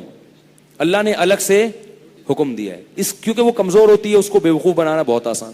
کتنے میاں ایسے ہیں جنہوں نے اپنی بیویوں سے انویسٹمنٹ کے نام پہ لاکھوں روپے کھا گئے. لے بیوی کو کہا تمہارے پاس اتنا, تمہیں وراثت ملی ہے نا, 1 کروڑ کا پلاٹ ہے, مجھے دے دو نا, میں انویسٹ کروں گا, آدھا تمہارا آدھا میرا. وہ بیچاری بھولی بھالی دے دی, اس کے بعد پی گئے. اس کو کون دے گا آدھا؟ پھر جب وہ مانگتی ہے کہ میرا آدھا پروفٹ کہہ رہے ہیں, تو یہ گھر کون چلا رہا ہے؟ تمہارا باپ چلاتا ہے. یہ ہے بھائی, بچوں کی فیسیں کون بھرتا ہے؟ تمہارا باپ بھرتا ہے بھائی. تو بھائی یہ پہلے بتا دیتے کہ میں تم سے 1 کروڑ کا پلاٹ لے رہا ہوں, لیکن یہ سب گھر کے خرچے چونکہ تمہارا باپ پورے نہیں کر رہا, میں کر رہا ہوں, لہذا وہ 1 کروڑ واپس ملنے والے نہیں ہیں, تو دیتی ہی نہیں. کسی بھی لحاظ سے دھوکہ دے کے کسی کا مال کھانا غلط ہے. اس کو دینا پڑے گا, آپ کو دینا پڑے گا اس کا حصہ, چاہے بیوی ہو چاہے بہن ہو کوئی بھی ہو. تو کسی کا مال ناحق, بولو بھائی, نہیں کھانا. اور اللہ نے فرمایا یغضوا من ابصارہم, نظروں کی حفاظت کرنی. جو جا رہی ہے محلے میں, ٹی وی میں, جہاں بھی, آنکھیں پھاڑ پھاڑ کے دیکھنا سمجھتے ہیں فرض ہے. ایک نوجوان نے کہا یار اگر نہیں دیکھو نا حسرت سی رہ جاتی ہے, پتہ نہیں کہ یار پتہ نہیں کس قسم کا پیس گزرا تھا. میں نے کہا بھائی دیکھنے سے حسرت زیادہ ہوتی ہے نہ دیکھنے سے, کیونکہ اگر وہ پیس ایسا ہی تھا ٹھیک ہے اچھا لگا, پھر بار بار کیا ہے یار, بار بار دل چاہے گا دیکھنے کا. تو یہ ٹھڑک کبھی بھی پوری نہیں ہوتی. جو اپنی نظر کو جھکا لیتے ہیں عافیت اور سکون کی زندگی گزار لیتے ہیں. کیا خیال ہے بھائی؟ تو کوشش کرو. بد نظری اگر کبھی کبھار ہو جائے صغیرہ گناہ ہے, بار بار ہوتی رہے تو کبیرہ گناہ ہے. اور یہ کبھی کبھار ہو جائے فقہی لحاظ سے تو صغیرہ ہے، مگر کبھی کبھار ہوتی نہیں ہے. جو کبھی کبھار ہوتی ہے نا جن کو، انہی کو بار بار ہوتی ہے. مشاہدہ ہے، کچھ چیزیں کتابوں میں نہیں ہوتی، مشاہدے سے سمجھ میں آتی ہیں. تو اپنی نظر کی حفاظت کر لو بھائی، اللہ نے کہا ہے. کیا خیال ہے بھائی؟ اور دو تین باتیں موٹی موٹی. اور قطع رحمی مت کرو. جہاں بھی قرآن میں اہل جنت کی بات آتی ہے تقریباً ہر جگہ اللہ نے کہا رشتہ داری جوڑتے. اگر رشتہ داروں میں کوئی خونی رشتوں میں ناراض ہو گیا ہے، غلطی اس کی بھی ہو، تو اپنے اوپر ڈال کے اس سے معافی مانگ لو. نبی نے فرمایا رشتہ داری جوڑنے والا وہ ہے کہ جو تمہیں سے توڑے تو تم اس سے جڑو. ہاں کوئی ایسا رشتہ دار ہے جس کو منا کے آپ دوستی کر لیتے ہیں، پھر بھی وہ آپ کی ٹانگیں کھینچتا رہتا ہے، اور پھر اس سے قریب تعلق رکھنے میں محبت بڑھنے کے بجائے کم ہو رہی ہے، تو پھر اس سے واجبی تعلق رکھا جا سکتا ہے. جیسے نندوں اور بھابھیوں میں ہوتا ہے نا جٹھانی. خاتون نے کیا کیا؟ اپنی جٹھانی کو گلے لگایا میرا بیان سن کے. جٹھانی کو کیا کیا؟ یہاں کوئی خاتون تراوی میں آتی ہوں اور میرا بیان سن، اب جا کے اپنی جٹھانی کو بھی میرا رشتہ ہے تم سے، سسرالی رشتہ ہے، بہت عزت احترام کا شریعت نے ہمیں حکم دیا ہے، آج سے تم میری بہن اور میں تمہاری بہن. وہ ملی، اس نے کہا بہن نہیں، یہ تو تمہارا، شروع میں تو ایسی باتیں ہوتی ہیں، یہ تو تمہارا ظرف ہے، میں کہاں اس قابل، آنا تو مجھے چاہیے تھا. شروع میں تو ڈرامے بازی یہ چلتی ہے، آنا تو کس کو چاہیے تھا؟ مجھے چاہیے، لیکن تمہارا ظرف ہے. ہو گئی بات. اس کے بعد وہ جٹھانی صاحب اپنے شوہر کے ڈرامے کر رہی ہے. کیا کر رہی ہے؟ ڈرامے کر، شو مار رہی ہے. بعض لوگوں کو نا ہضم ہی نہیں ہوتی محبت. کیا کر رہی ہے؟ شو مار رہی ہے. اتنی ہی اچھی ہے تو یہ کیوں نہیں کر لیا، پیسے کیوں نہیں دے دیے مجھے، ہے بھائی یہ کیوں نہیں کر لیا، وہ کیوں. اب آپ جتنا مرضی اس کو کوشش کر رہے ہیں، وہ ہر بات کا کیا لے کے جا رہے ہیں؟ نیگیٹو. تو پھر ایسے موقع پہ ہم خود ہی کہتے ہیں بھائی قطع تعلق تو نہ کرو، لیکن اتنا کلوز ہونے کی کوشش نہ کرو. کسی شاعر نے کہا ہے دور رہنا ہے ضروری پاس آنے کے لیے. بعض دفعہ دل کو قریب کرنے کے لیے دور رہنا پڑتا. انگریزوں میں مجھے کسی نے بتایا کہ وہاں میاں بیوی میں جب زیادہ پھڈے ہو رہے ہو نا، تو وہاں عدالت ایک قانون یہ بناتی ہے، طلاق سے بچنے کے لیے انہوں نے قانون بنایا ہے کہ میاں بیوی یہ لکھ کے دے دیتے کہ ہم دونوں ساتھ نہیں رہ سکتے. تو عدالت کہتی ہے طلاق نہ لو، تم اس کمرے میں رہو اور میاں اس کمرے میں رہے. ٹھیک ہے نا؟ بچے درمیان میں دونوں سے ملتے رہیں. ٹھیک ہے نا؟ میاں ادھر منہ کر کے سوتا ہے اس کمرے میں اور بیوی ادھر منہ کر کے. تاکہ وہ کیوں بنایا کہ بھائی یہ ایک ہی کمرے میں آئیں گے تو کیا ہوگا، پھر وہ باتیں شروع ہو جائیں گے، تم نے یوں نہیں کیا، تم نے یوں نہیں کیا. تو بعض دفعہ میاں بیوی میں ایسا ہو جاتا ہے، بعض دفعہ بھائی بہنوں میں ایسا ہو جاتا ہے. اگر خدا نخواستہ کہیں ایسا ہو رہا ہے کہ قریب آ کے معاملہ بننے کے بجائے تو تھوڑا سا دور ہو جاؤ، لیکن پھر قطع صلہ رحمی کسی اور طریقے سے کرو. رشتہ داری تو جوڑنی ہے، اس میں تو دو باتیں ہیں نہیں. وہ پھر حدیث میں بتایا کہ سلام سے رشتہ داری جوڑو. صرف کبھی کبھار فون کر کے السلام علیکم بھائی کیا حال ہے یار، خیریت سے آپ؟ ہاں خیریت، آج کیسے یار، بس سوچ رہا تھا بہت دن ہو گئی بات نہیں ہوئی، بس میں نے کہا ذرا سلام دعا ہو جائے، بچے ٹھیک ہیں، گھر میں خیریت ہے الحمدللہ. اب آپ کو پتہ ہے زیادہ لمبی بات ہوئی نا تو پھر پڑھنا شروع. تو بس اس کو نمٹاؤ، او بھائی خیریت، اور سب ٹھیک ٹھاک ماشاءاللہ، اچھا ذرا جانا تھا نماز کھڑی. فون ہی ایسے ٹائم پہ کرو جب جماعت کھڑی ہونے والی ہو. آئی بات سامنے؟ ورنہ وہ ایسے بھی ہوتا ہے بعض دفعہ، یہ سب حقیقت. تو فون پہ ہی پڑھنا شروع، پھر بات سے بات نکلی، پھر غیبتیں، پھر بہتان تراشیاں، پھر تو نے یہ، ابے میں نے تجھے فون کیا تھا، میں ایسے تھوڑی کیا، ابے تو ہوتا کون ہے، ابے آج رہا ہوا ہے تیرا سر پاڑوں گا، یہ شروع فون پہ ہی. حقیقت ہوتا ہے. تو ایسے موقع پہ کیا ہے بھائی، تو بھائی یہ سوچ کے کہ رشتہ داری ہے تو سلام دعا کی حد تک، کبھی کبھار کوئی ہدیہ بھیج دیا، گفٹ بھیج دیا، تو یہ سب چل سکتا ہے، سب کچھ ہو سکتا ہے بڑے آرام سے، زیادہ ٹینشن نہیں لیں. اور ایک اور آخری بات کہ کیا کرنا ہے، کہ یہ رشتہ داری جوڑنے کا اللہ نے ہمیں حکم دیا. اور ایک بہت اہم حکم ہے بھائی، جن لوگوں پہ حج فرض ہے وہ سب سے پہلے کیا کریں گے؟ حج کریں گے. بہت سے لوگوں پہ حج فرض ہوتا ہے، اس کو ڈیلے کرتے رہتے ہیں. نبی نے کیا فرمایا، روایت میں آتا ہے کہ جو حج کے بغیر مر جائے نا، حج فرض تھا تو وہ یہودی ہو کے مرے، نصرانی ہو کے مرے، مجھے اس کی کوئی پرواہ نہیں. اور اللہ نے فرمایا کہ جو استغنا برتے گا، اس کے پاس مالی وسعت ہوئی اور میرے گھر کی زیارت کے لیے نہیں آیا، تو اللہ اس سے غنی ہے، اللہ کو اس کی پرواہ نہیں ہے. اللہ کو اپنا گھر ایسا ہی لگتا ہے جیسے آپ کسی گاؤں سے گھر پہنچیں اور آپ کے ابا کا گھر ہو کوئی. ٹھیک ہے نا؟ آپ جب امریکہ سے آئے اور ہوتے ہوتے اپنے گاؤں میں پہنچے تو ابا اماں کے گھر سب سے پہلے جاؤ گے نا. آپ ابا اماں کے نہیں گئے، چاچے کے جا رہے ہو، ماموں کے جا رہے ہو، دوست کے جا رہے ہو، اور ابا اماں کے گھر آئے بغیر واپس امریکہ چلے گئے. اور ان کو فون پہ کہہ رہے ہیں ایکچولی ٹائم نہیں ملا تھا, میں آیا تھا ڈیڈی پاپا میں آیا تھا. وہ باپ کو کتنا غصہ آئے گا, تو میرے گھر نہیں آیا یار. تو اس سے زیادہ غضب کس کو آتا ہے؟ اللہ کو. پوری دنیا میں ہر جگہ چلے گئے, امریکہ جانے کا بھی شوق ہے, برطانیہ جانے کا بھی شوق ہے, سوئٹزرلینڈ کا ویزا بھی چاہتے ہو, اور جناب ایبٹ آباد گھومنے کا بھی شوق, اور جناب مری گھومنے کا بھی شوق, ہر جگہ تمہیں جانے کا شوق ہے. جس خدا نے بنایا اس کا کتنا بڑا احسان ہے, اس نے اپنا گھر بھی بنا دیا کہ تاکہ مجھ سے عشق کرنے والے اپنی محبت کی پیاس کو اس طرح سے بجھا سکیں. ورنہ اللہ اپنا گھر زمین پہ نہ بناتا تو ہم کس کے گھر کی دیواروں کو جا کے چومتے, کس کے غلاف کو پکڑتے, کس کے دروازے پہ ناک رگڑتے. اللہ نے اپنے عاشقین کے لیے اپنا ایک 4 دیواری کا سادہ سا گھر بنا دیا اور کہا کہ اس کے سامنے ناک رگڑو, اس کا غلاف پکڑ کے دعا مانگو. ملتزم کہہ دیا یہ اللہ کا دروازہ ہے, تو یہ ملتزم کیا ہے؟ اللہ کی چوکھٹ ہے. جیسے سیٹھ صاحب کی چوکھٹ پہ جا کے بھیک مانگتے ہو نا دروازے پہ, کسی سے قرضہ لینا ہوتا ہے تو فون کر کے تھوڑی کہتے ہو. بھیکاری کو دیکھا کبھی کہ وہ فون پہ کہہ رہا ہو یار اتنے روپے چاہیے؟ بھیکاری آپ کے گھر کا دروازہ کھٹکھٹائے گا اور پھر بڑی لجاجت سے جھکے گا, اپنی حاجت بیان کرے گا. تو اللہ نے کہا مجھ سے مانگنا کیا ہے, کس طرح سے مانگنا ہے, میرے گھر آؤ اور ملتزم پہ اپنا رخسار رکھ کے اور اس کے غلاف کو پکڑ کے مجھ سے بھیک مانگو. تو جس کے دل میں اللہ کی ذرا سی بھی محبت ہوگی اسے بیت اللہ کی زیارت سے کبھی بھی عار محسوس نہیں ہوگی. وہ لاکھوں روپے خرچ کر کے جائے گا, وہ کہے گا مرنے سے پہلے اگر میں نے خدا کے گھر کی دیواروں کو نہیں چوما اور خدا کے گھر سے لپٹ کے نہیں رویا تو میں نے دنیا میں کچھ بھی حاصل نہیں کیا. اور اللہ کو بڑا غضب آتا ہے. اس لیے اللہ نے فرمایا کہ جس میں استطاعت تھی اور نہیں آیا تو یاد رکھو اللہ کو تمہاری ضرورت نہیں ہے. بہت بڑا حکم ہے یہ تو عشق, یہ تو نہیں بھی واجب ہو تو کوشش کرنی چاہیے اللہ کے گھر کی زیارت نصیب ہو جائے. اللہ تعالی ہم سب کو قرآن کے تمام احکام کو فالو کرنے کی توفیق عطا فرمائے, اور ہم سے اس میں جو کمی کوتاہیاں ہوئی اللہ ان سب کو معاف فرمائے, اور ہمیں بار بار مسجدوں میں آنے کی توفیق اللہ تعالی نصیب فرمائے. سبحانک اللہم و بحمدک نشہد ان لا الہ الا انت نستغفرک و نتوب الیک.